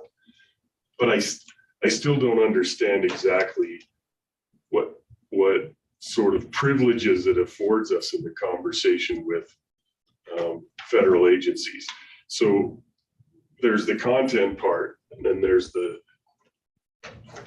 you know, I don't know if there's certain elements of content that are key to sort of making sure that it's an effective document when we work with the feds, right? Like, we could really like it, but that doesn't mean that we're gonna have the seat at the table with the discussion points that we need to have, and never having done this before. I mean, it might be spot on, I just don't know. Does that make sense? So that's sort of a question for Mike and Bonnie and Bree. And then maybe they don't know either, but like at some point, if we were to have a contentious issue come up and we have this document that we prepared and we want to rely on, it would be troubling if it didn't do what we hoped or expected it to do. So that's a different question than content, but it might involve content. Does that make sense? I mean, what I would say is, and Bree and Mike and Bonnie can pipe in as well, is how this was different than what we're doing now. So the federal laws require certain communications with local governments, right? And so that's kind of what the legal is in this whole thing that we've talked about is just how is this communication supposed to take place? What the plan does for us is now when we get a NEPA project or something that's going through the NEPA process, we have something to look at. It's like, okay, as a county, these are our priorities. This is what we want to see or whatever. And so then we can comment, with them saying, hey, these are our priorities. These are listed in our natural resource plan. Now we have a document that has kind of our view of how we want to communicate, what we want to communicate with federal agencies. Or a lot of times you'll see when they're doing their planning, their law of the plan, or BLM did a plan, I think up on Roger Canyon at one point for that property up there. Now we have these are our priorities, and I think we've always kind of been at the table with these things. It's just listing out what we want to discuss when we're at the table with it. That's how I would put it. So it could be more subjective or more based on what someone, a policymaker who's at the table, what they can remember at the time or whatever. Yeah. Whereas this provides more structure. So then that begs another question. How inclusive or complete does this have to be? Are we, as time goes on, do we have to update this? What if there's some omission or some development in terms of how public lands get used or how they're managed that we can't foresee? I wouldn't want this commission or any future one to be unable to discuss certain things because they're not listed in the plan, right? Does that make sense? If it's like, this is our plan, and if it's not listed here, then you don't have to accommodate us on this. And it's sort of a legal question, because I don't know. Right. I don't know if an omission takes that issue off the table, or if this is just a basic framework, but yeah, and maybe people would be allowed to bring things in there's no way to predict all the eventualities, right? Right, and we can't, right? I mean, things are going to change over time, and there'll be things that we're interested in tomorrow that we aren't interested in today. So yeah, we can amend our plan, but when something comes up, I don't think this plan precludes us in any way from still being at the table and discussing what's important. Even if what's important to us isn't specifically listed in the plan, that's the real question, right? Because this isn't just a nice letter or something. This is a sort of a legal framework. It's a basis.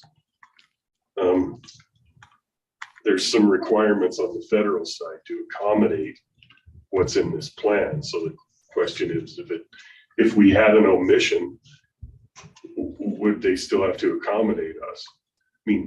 They might, just out of nicety, but would they have to have that discussion with us? Right. And I think some of the federal statutes kind of require a lot of the discussions to happen. Bree, do you have any other? Yeah, I was just going to add to that, David. So yeah, there's no way for us to predict, did we leave something out? So this really, yes, we get a little specific in some of our priorities, and that's okay. But if we left something out, this document still gives, the county commissioners that seat at the table. And that's really the the teeth behind the document is getting in that room, having that. And as David mentioned, the federal statutes and such really are what, and having this plan then gets you at the table. So if there's something that comes up that we don't have in the plan, that's okay. It still gives you that seat at the table to have that discussion. You just don't have something to point to of, this is our policy on this, or this is what we do. It still gives you, with having this natural resource plan, really gives you that further seat at the table, and that they have to include you at the table there. So, and we do recommend, relooking at this every 5 years or so, just to make any updates, because things in natural resources always are changing. And you can always add an amendment. If there's a big significant change in a natural resource, we can update the plan to include that. But it doesn't, just because it's not in here doesn't mean you don't get that seat at the table still. Gotcha. And if I could just add 2 points to that. And by the way, Commissioner Richardson, those are very good questions. One is that there's a provision here in the plan, and also a requirement that the BLM and Forest Service and any other federal agencies involved in Albany County have to provide periodic updates. And what that means is how often you want it, and what that consists of is entirely up to the three of you as well as federal agencies. You could define that. But they need to show up every once in a while and talk to you about some of the things they're doing, especially as they apply to the priorities that are in the plan. And the second thing is that by noting something in the plan, as soon as the federal agencies begin to develop some policies or plans, they need to take that into consideration. And if they start to make decisions or consider decisions that counter something in the plan, they have to formally notify you as well. So there's lots of ways of being notified, but more than anything else, it really facilitates discussion in a rather predictable way that the three of you can help determine what those details are. So it establishes some milestones or benchmarks that they can't just blow past. They have to come. So there's a possibility that it's too detailed, right? I mean, I'm okay with it how it is, but in the context of what a natural resource plan is supposed to do, which is, set the benchmarks for when we have to talk about policy on federal lands in the county. Some of our narratives are really interesting and fun and involved, but maybe not that necessary to establish the basis for that conversation, right? Yeah, I think it's guidance too, when, like Mike said, whether somebody's gonna go make a change, at least they have a document to look at, and they don't have to talk to me, you, or Sue, or whoever's in these positions. And say, well, what does the county think? Now we have a document that hopefully have a subjective, not recorded conversation. Right. We have a document that they can access and say, this is what they think about the thought. And then if they have something in BLM, for instance, Carbon County and Albany County is a lot of them shared. They can now look at our plan and Carbon County's plan and try to mitigate or meet both plans. So thank you guys. Well, interestingly, and maybe I read a whole bunch of it over time, and I'm trying to remember, when it comes to timber, the forests aren't in very good shape, and it's probably better for all that carbon to be stored in somebody's house or in a piece of plywood or something to go up in flames and particulates in the air. The notions of how probably, like if I think about my entire lifetime, how I think federal lands have been, there's two ways that I think that they've been mismanaged and probably without local input. And one is the timber industry. It's a renewable, it's like a farm product, only it's on instead of an annual cycle, it's on a 120-year cycle or something, right? So you can't keep a cornfield alive after September 30th. Can't. It's going to dry out. And a forest is kind of like that, but on a different cycle. And whatever the notions were about fire prevention, or kind of like trying to push pause on the forest, I think that, you know, there was a timber industry here and it kind of got just shut down. And when you think about the economic value and actually the health of the forest, if that industry had been allowed to go on through the decades at a reasonable pace, there would be all sorts of different stages of maturity and regrowth and so on, and a usable product for humanity, rather than gazillions and jillions of acres that are just, you know, ripe for burning. And then the other one actually is feral horses, and I call them feral horses, not wild horses, because they're not native and they're livestock.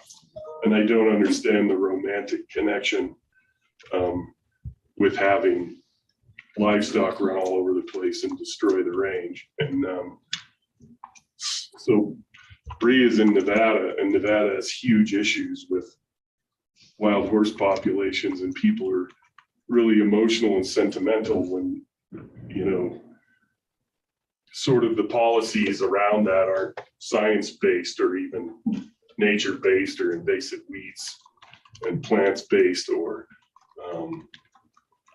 you know, the way that native species move down the range and consume AUMs, animal unit months, or what, you know, the forage is totally different than how feral horses do it. And so I like, as a county commissioner, I would want a different approach to the way forests are managed. I mean, lots of these things are fun and cute, and it's recreation, and we all understand that. We know what feeds our economy, and they aren't very controversial. But if there was ever going to be a controversy, specifically and particularly where the feds over the last half a century have mismanaged federal land, and in probably, I mean, most likely, we had a timber industry here, and the timber industry was not in favor of being shut down. So that means that federal land management policy, you know, as it relates to timber and forestry, came at the expense of our economy, and most likely happened without adequate local input. And I think that's true for wild horses too, which I don't really think is a big issue in Albany County. But I guess if somebody is romantic about it and they want to have feral horses destroy their own ranch, they should be able to do that as long as they keep them fenced in there. But as far as public lands go, I think that I'd rather see antelope and deer and elk and native species than, you know, Cortez's horses running around, you know, destroying everything. So it's, my viewpoint on that isn't very popular, but as a or maybe it is, I don't know, but as a land management policy, that is a very destructive policy. And it's one of those that if it was ever an issue, timber and feral horses, those are things that I would want to be at the table at as a policymaker in Albany County, where probably local policymakers weren't included before, and to not so great results. So for what that's worth, and I don't know if my fellow commissioners agree with that, or if I can't remember what the management plan says about timber right this minute, because I don't know why. Well, it is, I mean, federal land is owned by the federal government, and I wouldn't want them telling Albany County what to do with Albany County's deal. And I'd love to have a conversation, and that's what this document is. It's a conversation, a plan that we can be helpful to them as it comes to their land in Albany County. And so they don't have to listen to us, or they have to listen to us. They don't have to take our advice, but they do have to listen to us. And so thank you, Bree, for getting this document moving forward in a really quick time frame. Thanks. Absolutely. Thank you, commissioners. Have a great day in Nevada. Thank you. Okay, item 22, present for approval application to the Wyoming Office of Homeland Security for the 2022 State Homeland Grant Program for the purpose of securing funds to support the purchase mobile portable radios to support emergency response and associated with the Emergency Management Department, the amount of $70,884.92. Steph Baker, is this yours? Good morning. This is. Good morning, commissioners. Thank you. Pretty black and white here since I've been in this field. Communications is one of the biggest downfalls in any type of hazard incident or disaster. A lot of our departments here are still running without adequate equipment. With this 3-year grant program plan, we are trying to implement and get everybody up to where they need to be. So for the first year, we plan on purchasing 24 radios for the total of $70,000 and change. In a nutshell, do you have any questions for me regarding this?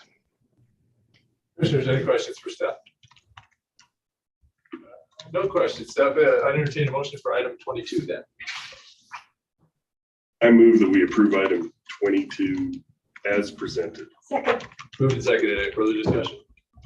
Here, Chad, do you have discussion? I just had a quick comment. Sure. I just want to take a moment to thank Command Emergency Management and grants for securing this grant, and to emphasize the importance of this money. I think some of this stuff is sometimes understated. There's 11 separate fire departments in this county, 4 different jurisdictions, 250 firefighters, 100 pieces of apparatus. The work and effort that goes into not only securing the information about our needs, but securing this equipment, and then the programming and the distribution and the tracking is a monumental effort. I just want to thank both Steph and Bailey for their help. Thanks, Chad. Nice. Thanks, Chad. Yeah, go ahead. Sure. Yeah, Commissioner Coachella, I just have a quick question for clarification. On what you read, the presentation you read, it's quoted 70,884 and change. And on the cover sheet, it's quoted as 98,160 and change. For clarification's sake, what are we approving? I'm sorry, that was my error. I can clarify for that. So by the time we had to get documents to everybody for this, that was the old amount. Steph and Kate actually went back to Bearcom, which is who our contract is with Motorola, and it's actually a 3-year agreement, not a 2-year. So we actually spread it out over 3 years. That's why it's the 70,000. Oh, okay. So the 70,000 is the correct number? Correct. Okay. Thank you. Yes. Moved and seconded. Any further discussion? Hearing and seeing none, all in favor, signify by saying aye, please. Aye. Aye. Aye, all opposed, same sign. That motion carries. 23, present for approval, application to the Wyoming Office of Homeland Security for the 2022 Emergency Management Performance Grant to fund Emergency Management Coordinator, full-time position, Emergency Management Assistant, full-time position, and related emergency management expenses in the amount of $92,625.45.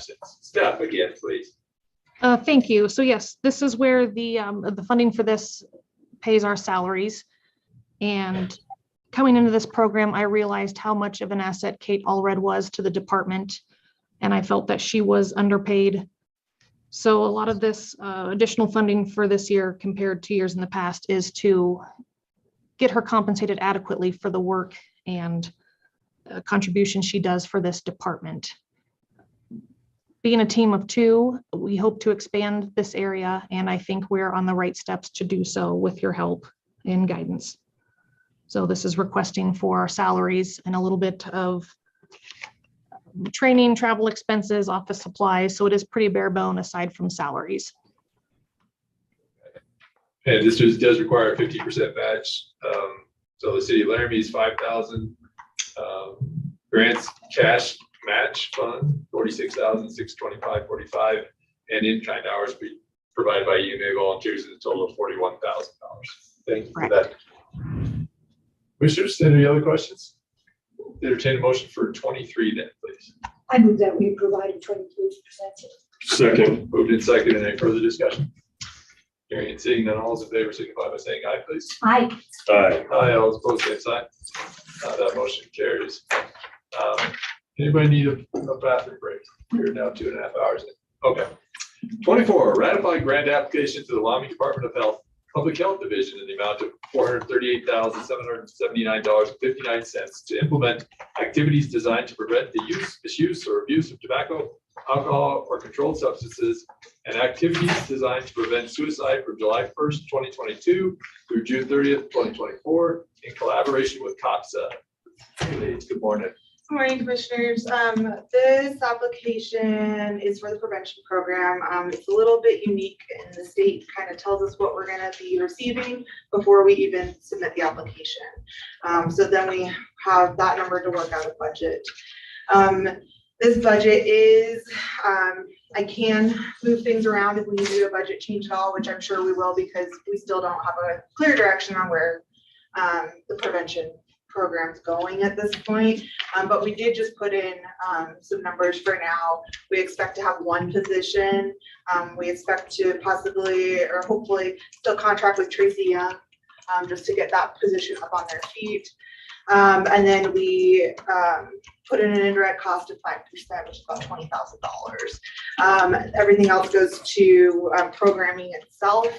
The position, we did have to budget for the full family health insurance. If we get a person in here that doesn't take full family, or they're on their spouse's insurance or something like that, that does then have more.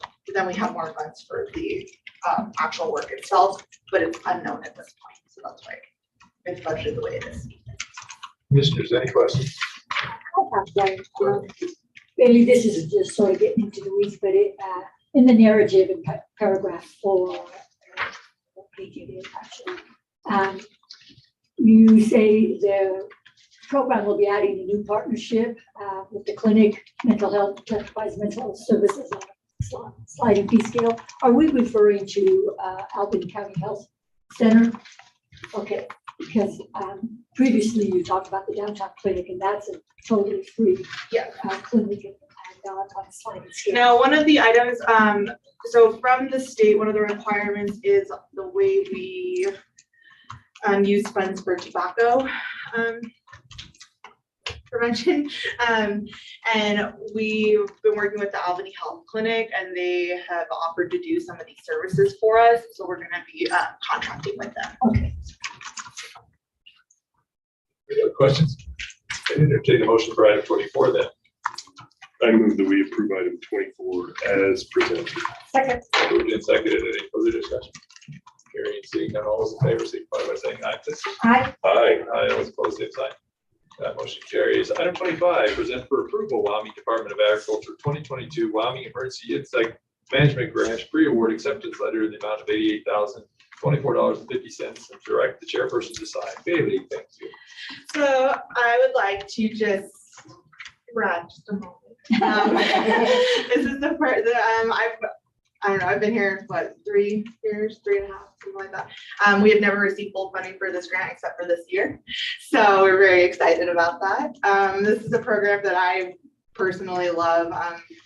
I love working with the community partners on this, and I'm very happy we can get them some full funding this year. Last year, we only did receive $34,000, so I was skeptical that they were trying to get rid of this program, but then with the full funding this year, I don't know anymore. So, but yes, this is what that is. Commissioners, any questions? No, well done, lady.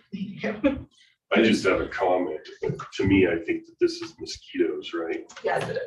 And the mosquito issues here have been dealt with well enough, long enough that people could, that we don't have in our memory hardly what it's like if there wasn't a mosquito management program. This place would be miserable, absolutely intolerable. There's no better return on investment than this for every soul in the Laramie Valley and for livestock. you can only swish your tail at so long and then just freak out and jump off a cliff because you go crazy. It's bad for critters on the hoof to be bothered that much. I entertain a motion for item 25, please. I move that we approve item 25 as presented. Second. Second, any further discussion? Hearing and seeing none, all those in favor, signify by saying aye. Aye. Aye. Aye, all opposed, same sign. Motion carries. 26 is a follow-up. Present for approval, budget allocation for Wyoming Department of Agriculture 2022 Wyoming Emergency Insect Management Grant in the amount of $88,024.50. Anything to add, Bailey? No, I mean, I usually do this because we usually do have a cut, and then the commissioners usually decide how they want to do that. But because we are receiving full funding, I've just put in what everybody's actually requested. The other thing that we do that the commissioners usually provide is a match for this. In addition to what the districts are matching, the commissioners usually decide to provide an additional match. I did a match of 20%. Last year it was a match of 40%, but we can work with any number you guys choose to do. Are you suggesting the $5,062.08 is the match? Actually, no. So the $5,062 is just for the city of Laramie. They conduct our surveillance monitoring for this program, and that was actually in the application. What I'm recommending is the $10,711 for Big Laramie, $4,549.90 for Little Laramie, and $700 for Rock Creek. Commissioners, any questions or discussions? Well, so if we want a full award, we have to make the match. Yes, so in that letter, they're saying we are going to provide $145,000 in match. Now that does not just come from the county, it also comes from the districts themselves. Mm-hmm. Weed and Pest also has $56,000 in matching funds that go to this program. So there's lots of match from different areas. So our total would be 21. Correct. And would that come from the grant match, or would that come from? Yep, it would be in my grant. It's actually, I already tentatively put it in there because budgets were due yesterday. So it is already tentatively in there. And if I need to change it, I can. Okay.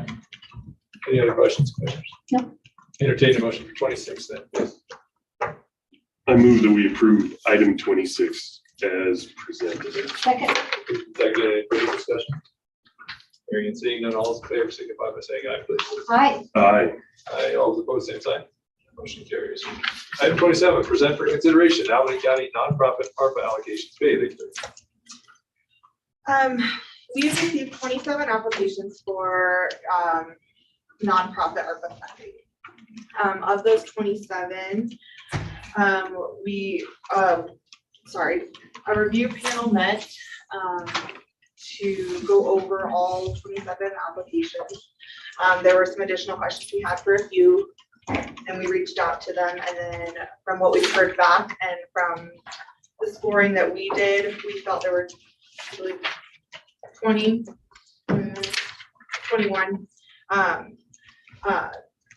that were eligible, and we were confident in recommending funding. There were 6 that we are not recommending funding for different reasons. Are those the ones that were in red or what? Yes. I can answer any questions you have at this point. What we would like to do after this, because we knew today would be quite a long meeting for you guys, is, and majority of them we are recommending funding without even changing anything, is after this we will send out either award or non-award letters, and give them the opportunity to contest if they wish to do so at your next 10/17. Just because, I mean, if you guys want to hear from all of them, we certainly can do that. I don't want to waste anybody's time, and especially because we are recommending full funding for majority of these. I hope they'll be happy with us, but there are a few that, you know, we may have to hear from. So we are making a decision today on the recommendation. That's the hope. If you don't want to, we don't have to either. Bailey, I'm interested in knowing why a part of their request was not recommended funding just that housing support, even at half the level, let's say, instead of the, it could be 5K for 18 months.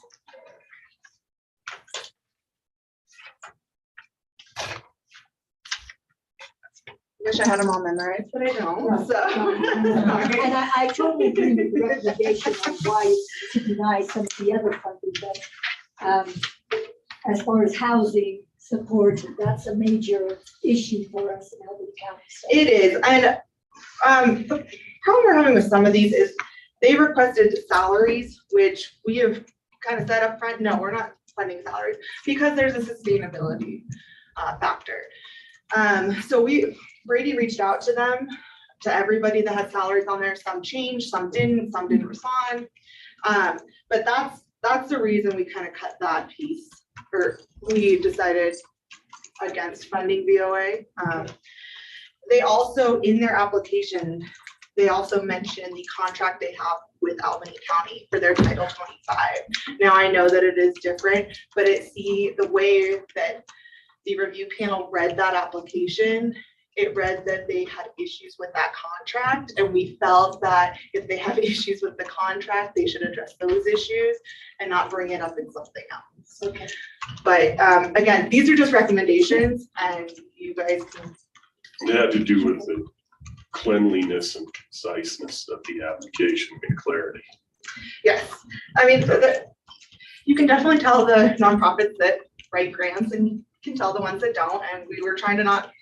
I mean, did make that non-relevant, but I don't know. It was interesting to read all these applications. I think there's a lot of great partners in this community that are doing some great things. So the point is, it's not to discriminate, but also if we're going to award ARPA money, we have to have confidence in the partner to administer it the way it's intended, because we don't want to fail an audit. Yes. So there's that part of it too. And I mean, being part of so many different pieces in the community right now, prevention, mental health for things like that, I am aware of some different sources of funding that's going on, which we did take into account, because we know that they can, not necessarily VOA, but some other people or some other entities can get funding elsewhere for these things, or they should have tried in these other areas and they didn't, or things like that. But I don't know, I feel there were 5 of us on this board committee, and we did have some different views, and I'm a little unique because I am in my hands in so many different areas right now. So I was trying to stay very neutral on things, but just with talking through things the way scores came out, this was our recommendation. So the decisions weren't biased, they were made based on compliance with the ARPA requirements, basically. Yeah. So I want to make a motion, and I think that that as presented would mean all of them that are being awarded that are, coded in green are awarded the way it's described, and the ones that are in red. Like, I don't have to make that distinction in my motion, do I? Because those are not included in trying to remember. You could say just as recommended. Yeah, I would want to make a clear motion, so. Yeah, and I mean, if that's the motion you guys choose to go with, we will be sending out letters by the end of this week. And you may hear from some people at your May 17th meeting, and then we can be prepared to answer them. I'm on your seat. So maybe outside of this discussion, somewhere we could have a quick conversation about why the ones that weren't approved didn't make muster. Because it probably has to do with programming and how they align with the ARPA requirements. It's not really on our wing per se. Okay, Can I just ask one other thing? Sorry, Peter. With Gail Woodson's application, as far as she states in her narrative, children, they would like to be providing summer meals and all. To those children who do not have access to healthy meals through the school program. Do you know enough about the school program, Bailey, to know why would they not qualify to have that? I do not know enough about it. When the scoring committee met, that was one of the things we were talking about, that I haven't been in the community as long as some other people have. But I had overheard some multiple conversations that this was something that Linford did offer. So we felt that the school district was offering this, and that was part of the reason. Okay, because when I sat on the school board, this was started then. That was like 10 years ago. So And that's what we felt. So that was the reason. Okay. yeah. I move that we approve the Albany County nonprofit ARPA allocations as presented. Second. Moved and seconded. Any further discussion? Hearing and seeing none, all those in favor signify by saying aye. Aye. Aye. All those opposed, say aye. And I'll be abstaining. Thank you all. Thank you. Thank you. I gotta tell you, Bailey, just from somebody who was in the process, I appreciate the process, Brady and Bailey. I appreciate the feedback. And then I also appreciate the opportunity for people, if they think that it hasn't worked, to come back. I think that's a really a good idea. And so thank you. I thought the forms were great. And they were concise and simple, but they allowed you to not have to dream of what the budget form should look like. And so thanks for that. Appreciate it. You guys did such a good job, and there's so much work. Oh my God. And I appreciate you guys' consistency, the entire screening committee. You were consistent on how you were going to award these and what criteria you were looking at. I applaud that. Yes, and actually one of the reasons we even did that is, and I think one of the reasons we got the full funding for the mosquito or the emergency is they finally went to a scoring. They never had a scoring matrix before. I was like, you know what, I need to have whatever it is. It was a lot. It was very tough. I mean, it's hard to not recommend funding for, entities in the community that are doing good things. But at least it gives us something to stand on. Yes. And not say that we were in particular to any one organization. So thank you for that consistency. Item 28, present for approval engagement letter between Albany County, Carver, Florida, and James C. Day for auditor services for the year ended June 30th, 2022, for services not to exceed $46,500, and direct the chairman to sign. Jackie. Mr. Chairman and Commissioners, this is the annual letter from Carver, Florida, and James for the audit to be performed for the year ended June 30th, 2022, for your approval. Commissioners, any questions?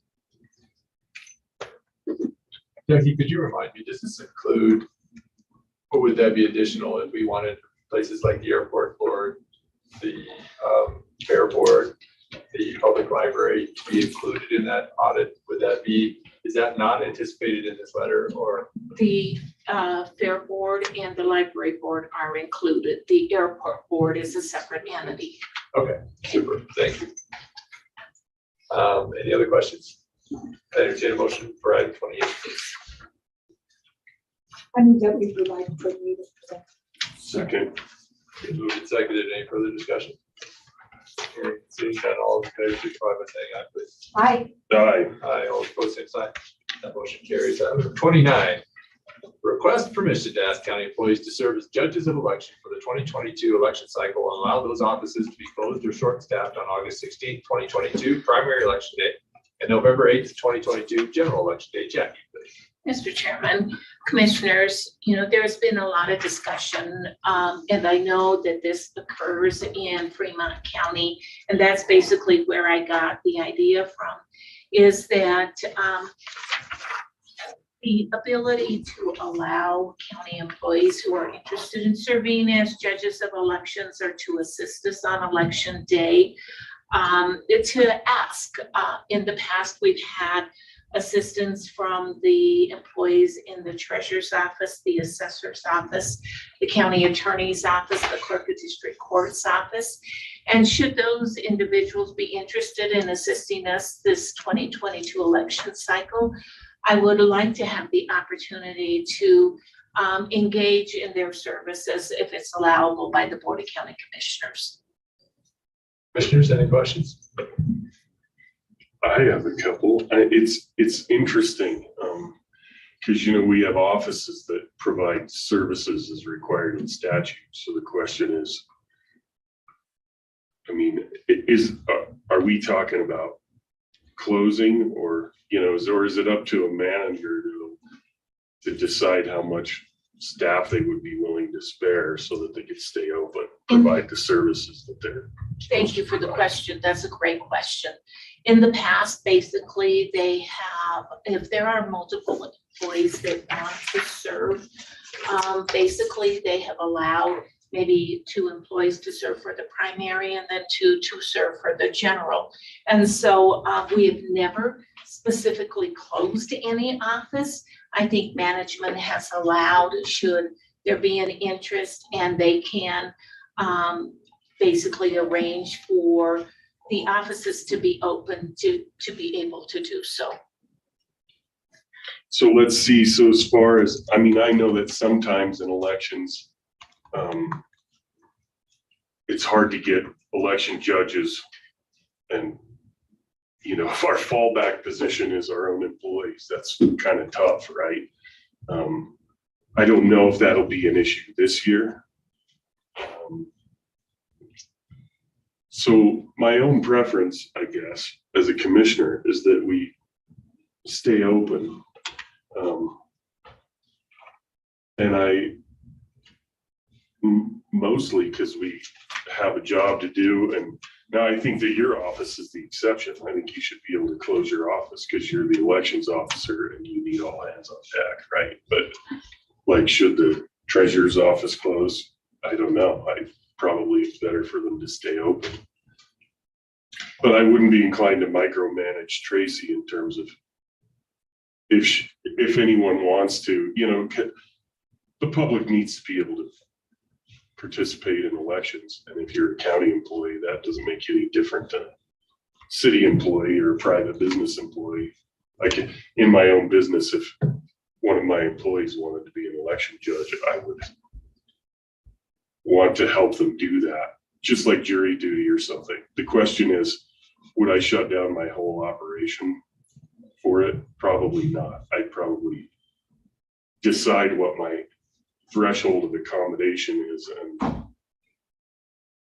not go beyond that, right? Because I have to function. So I guess the opinion that I'm offering on this subject is that I don't really want us to, I'm okay with short-staffed. I don't think that I'm okay with closed, except with the exception of your office. And, as an elected official, I'm willing to do my part to make sure election judges come out of the woodwork, because I really don't think it's healthy for us to have to depend that much on our own staff. It is curious that the public thinks that elections just happen and they don't realize that they can and need to and should participate, and we need them to, right? Like it's sort of part of our civic duty. So the reason why I asked for the possibility of the closure of some offices in the past, as an example, Christina has served as a chief judge for me, and so she's in office. At that time, she was in office of 1. Now she's in office of 2. Under Wyoming statute, I can close my office except for the recording of documents. I have to remain open for that. Basically, my whole staff, with the exception of a handful of employees, remain in the office because we either serve as runners or on call should a machine malfunction and we need to go and assist at the polls. But the governor, as well as the Secretary of State, have encouraged and have allowed state employees to serve as judges of election on election day, and they can take that time off. And so, you know, there was one time some discussion of making it a holiday so that everybody who wanted to engage in public service. I've also reached out to the city of Laramie, and I know that they are considering of whether or not they close their offices. I do not know. We use an average of about 160 judges of election on election day, which includes election judges at the polls to serve at the polls. We have an absentee ballot board. We have a test board. We have a canvassing board. We also will have someone to work with us with the new audit process.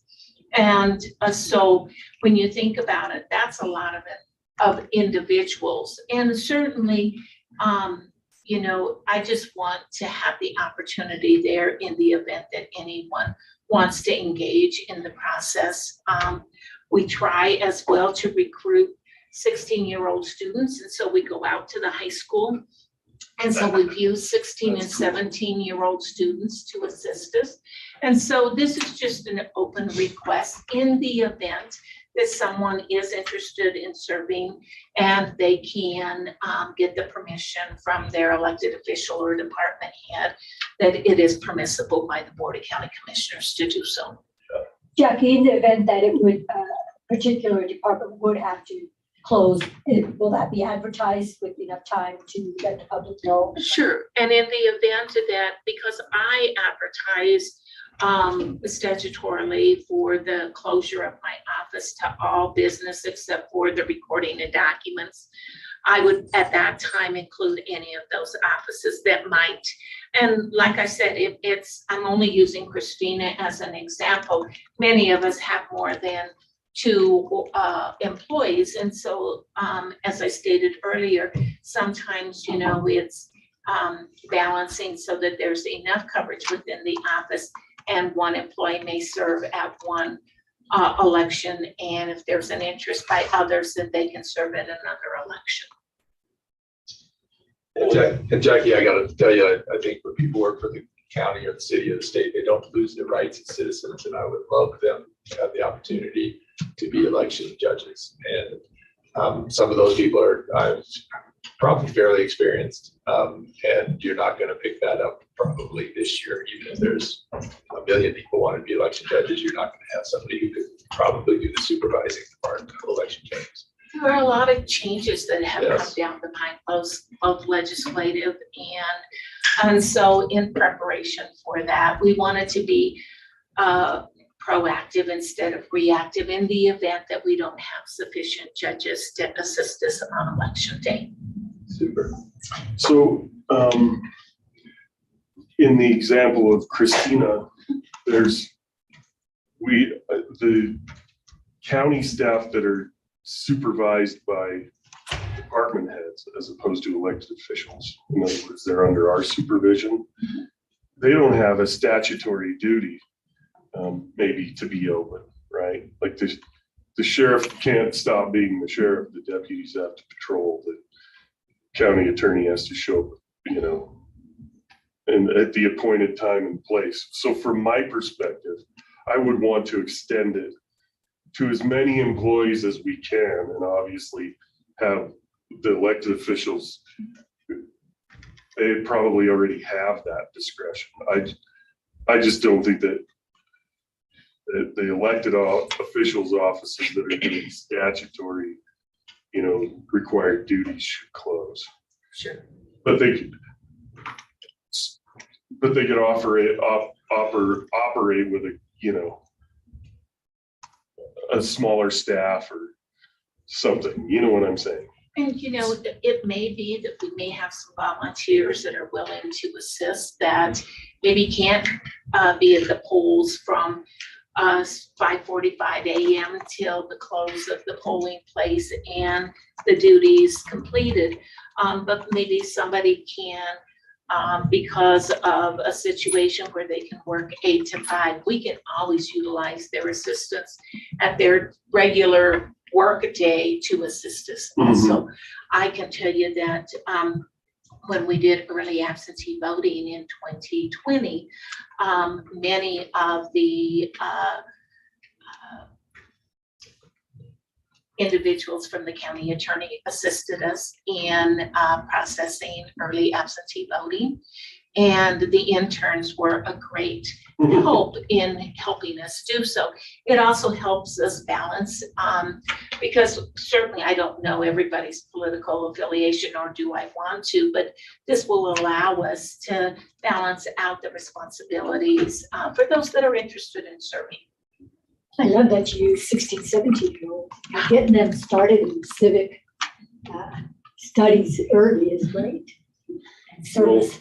So many things we partake of just happen or appear to just happen. Right. Especially when you're a kid, like when you get into life and you realize that things don't just happen. It's interesting too is a lot of those young adults have, well, not a lot, a couple of them have come back after they've reached the age of 18 to continue to serve. They also use that as a community service on their scholarship applications. It's amazing, the experience and the energy and the questions and the excitement that come from the young adults that are willing to take out time out of their schedule to do this. I entertain a motion for 29, please. I move that we approve the request to ask county employees to serve as judges in the election for the 2022 election cycle. Second. Moved and seconded. Any further discussion? Hearing and seeing none, all in favor, signify by saying aye. Aye. Aye. Aye. All opposed, same sign. That motion carries. Item 30 is that work session to continue discussion on salaries and benefits. Jackie. Mr. Chairman and Commissioners, again, I know Christina has sent out and Jana the information that was gathered in regards to the not only the survey, but the suggested salaries and benefits for consideration as we move forward with the election process, with the budget process. We are hopeful that we can set a work session so that we can continue this discussion and have some direction so that we as department heads and elected officials know what to anticipate, and it will help us in our budget process. Commissioners, any thoughts? Couple hours, better days, not better days, sooner, I guess it's probably better than later as far as budgeting goes. Mr. Chairman, and I apologize, later on the agenda, there is also a request to set a special meeting to set salaries of elected officials under Wyoming statute. You are required to do so every 4 years. It has been the practice of the Board of County Commissioners to set the salaries before filing commences. Filing does commence on next Thursday, May 12th. And so if that is a consideration where you'd like to either have a special meeting to set the salaries and then a work session, or have a work session and set the salaries, maybe you can do both requests at one time for your consideration. Personally, like that idea. Does anybody else like that? Consolidate. Okay, so can we'll just get rid of this one and then we'll go to that one and put them both together. Thank you. That's a great idea. Thanks, Jack. 31, present for approval letter to Nancy Bartholomew, Laramie City Clerk, to allow Calverman 2 LLC doing business as Calverman Steakhouse to apply for a catering permit for the Howard School graduation to Alice Hardy Stevens Center, 603 East University Avenue on May 13th, 2022 from 5 p.m. to 12 a.m. Kayla. Good afternoon, Mr. Chairman and Commissioners. This is a letter to Nancy, the city clerk. So when a county liquor license holder wants to use their license within the city, we have to give permission to them to do that. So that's what this is. If there's any questions, entertain a motion for 31 then, please. I move that we approve item 31 as presented. Second. Moved and seconded. Any further discussion? Hearing and seeing none, all in favor, signify by saying aye, please. Aye. Aye. Aye, all opposed, same sign. The motion carries. 32, present for approval application for catering permits for Altitude Chop House and Brewery for a wedding reception at Deerwood Ranch Weddings and Events, 599 West Wyoming 11, Laramie, Wyoming 82070 on May 28th, 2022 from 5 p.m. to 12 a.m. Kayla. Mr. Chairman and Commissioners, this is a catering permit for Altitude for them to use their license actually in the county. So the city will do the reverse tonight at their meeting. They will do a letter to the county allowing Altitude to use their license in the county, but we get the money for this one because it's our catering permit. So yes. How much does the permit cost? $50. Entertain a motion for 32, please. I move that we approve item 32 as presented. Second. Moved and seconded. Any further discussion? Hearing and seeing none, all those in favor, signify by saying aye. Aye. Aye. Aye, all opposed, same sign. That motion carries. Item 33, present, thanks, Kayla. Thank you. Present for approval, request for proposal for 100 tons of magnesium chloride and holding tank delivered to Laramie, Wyoming, and direct the clerk to advertise. Rob, and it looks like Jennifer. I'll be your guest. I'll start and then Rob can follow up with any questions. He is on Zoom. So Rob is requesting 100 tons of magnesium chloride to be used on the dirt roads to help keep the dust down. And a tank to hold it in. So this is the RFP to get those prices and get them in place. He'd like to have his first delivery by mid-June. Commissioners, any questions? Okay, motion for 33 then. I move that we approve item 33 as presented. Second. Moved and seconded. Any further discussion? Hearing and seeing none, all those in favor, signify by saying aye. Aye. Aye. Aye, all opposed, same sign. That motion carries. 34 was removed from the agenda. 35, award request for proposal contract for one trailed generator with light tower to Wamco Inc. in amount not to exceed 34,100. Steph, are you still with us? Yes, I am. I'm here. Thank you. This project was started by my predecessor, Mr. Halsey, and he worked in conjunction with Chad Dingus to get the specs and the technical part of this all squared away. The RFP, we suggest going with Wanco. They are a local company out of Arvada, Colorado. Ms. Allred has already developed and maintained a strong professional relationship for them. And again, this came out of 2021 SHSP funds. I don't really have anything further on this. What questions do you have for me? Commissioners, any questions for Steph? Item 35, I'd entertain a motion for it then. I move that we approve, or that do we award the RFP contract for trailer generator with light tower to Wanco Inc. in the amount not to exceed $34,100. Second. Moved and seconded. Any further discussion? Hearing and seeing none, all those in favor signify by saying aye, please. Aye. Aye. Aye, all opposed, same sign. That motion carries. Item 36 is the follow-up. Present for approval contract between the Board of Commissioners of the County of Albany, Wyoming and Wamco Inc. for the purchase of a mobile generator light tower in amount not to exceed 34,100. Steph, do you have anything to add, or if you don't, then I do not. I believe I submitted everything needed to Jennifer, and if we need any other signatures or whatnot, please let me know and we'll get this taken care of as soon as possible. Commissioners, any other questions? Entertain a motion for 36 then, please. I move that we approve the contract between the Board of Commissioners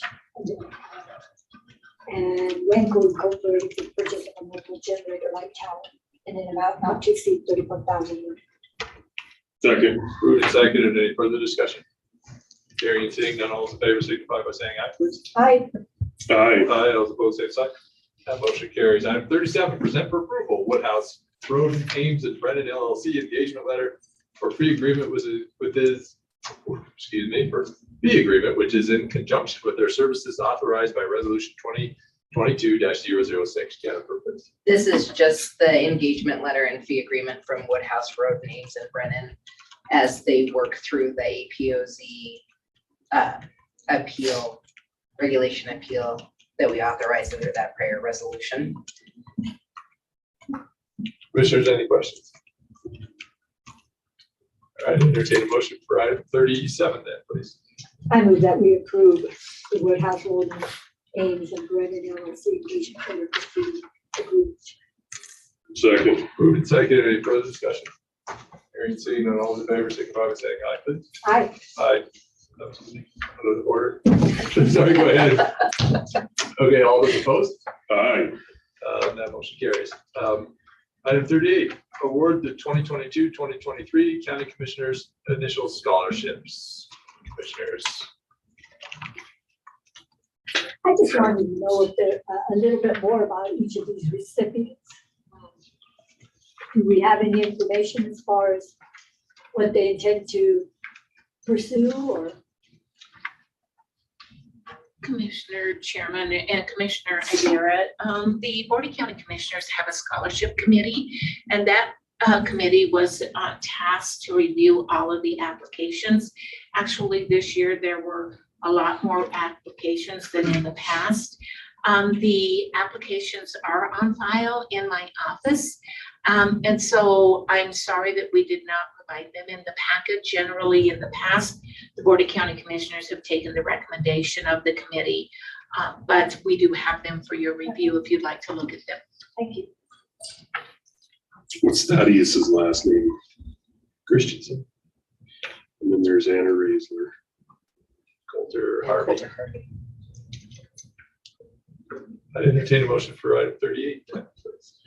Mr. Chairman, I move that we award county commissioners scholarships to Thaddeus Christensen, Anna Raisler, and Coulter Harvey. Second. Been moved and seconded. Any further discussion? Mr. Chairman, please. Can I also ask that you list the two alternates Oh, in the yes. event that these, one of these three applicants decline the scholarship, then it automatically then goes to the first alternate for consideration, and then the second alternate if the first alternate does not accept. Right, because the scholarship can be used in Wyoming. And so if they decide, if they're trying to decide where to go, and it means that they would forfeit the scholarship. Is that the point? Yes. Okay. So the alternates remind me now. Emma Master, the first alternate, Lucas Wall, the second alternate. Emma Master, Lucas Wall. So my motion to award, I would like to, or maybe restate it. I move that we award the commission scholarship to Thaddeus Christensen, Anna Raisler, and Coulter Harvey, and include as alternates Emma Master and Lucas Wall. Second, please. Moved and seconded. Any further discussion? Hearing and seeing none, all those in favor signify by saying aye. Aye. Aye. Aye, all opposed, same sign. That motion carries. Item 39, make appointments to the Albany County Historic Preservation Board. We have two. Mr. Chair, I would like to make a motion to appoint Mary Hopkins and Daniel White to the Albany County Historic Preservation Board. Second. Moved and seconded. Any further discussion? Hearing and seeing none, all those in favor signify by saying aye, please. Aye. Aye. Aye, all opposed, same sign. I do have a question. Are those two appointments in the same sort of cycle? Yeah. Otherwise, maybe we would need to distinguish that. Okay, perfect. Item 40, set a special meeting to set elected official salaries and talk, and a work session to discuss salaries and benefits. Do you have an idea about how much time we need? We need a morning for that. A couple hours. What's your thoughts or your guidance? Christina, go ahead, please. Yeah, thank you, Mr. Chairman. I'm guessing maybe at max 2 hours. You guys already have all of the information in front of you at this time. You have all the survey results. You have the spreadsheet, I believe, that has my proposals for each department as well on the total cost. And so I don't think we need to beat a dead horse over and over again, for hours on end. We just kind of want some general direction. So I don't think any more than 2 hours. I'm hoping that we can do it all within that time frame. What day of the week is better And we want to do this before Thursday of next week, is that Right. correct? Yeah. Monday is beautiful for me as well as Wednesday morning. I'm okay with whenever. Yeah. Actually, Tuesday afternoon. A lot more. Either one is, we do have a pre-agenda at 3 o'clock on Tuesday. But certainly before that or after that, or Monday or Wednesday morning, that's fine. Heber, any of those days less good for you? So if we're talking about Tuesday of next week, I mean, it's good to do things on a day when we're already going to be here, than to come down and come down. Now, since you run the pre-agenda meeting at 3, we could do this at 1. Right. And then we'd have a hard stop because we'd run up against something else that's supposed to happen. We can't go. You're thinking, No. Is 1 o'clock work for you? 1 o'clock looks fine. Is 1 o'clock work for you, Jackie? Yes. Anybody? Okay, let's set it for next Tuesday, May 10th at 1 o'clock.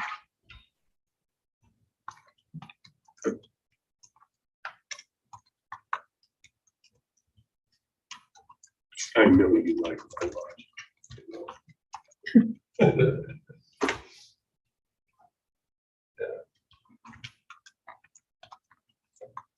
Do we need a motion for that?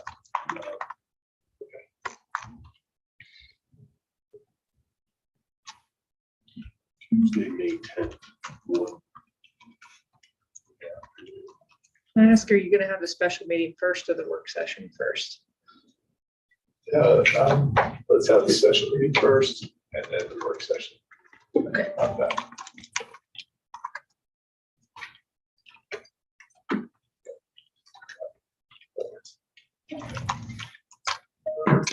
Fair enough. All right, that one's done. It's done. 41, approved vouchers for April 2022. Entertain that motion, please. I move that we approve the vouchers for April 2022. Second. Moved and seconded. Any further discussion? Hearing and seeing none, all those in favor signify by saying aye. Aye. Aye. Aye, all opposed, same sign. That motion carries. All right, executive session. You need a break? I don't. Anybody need a break?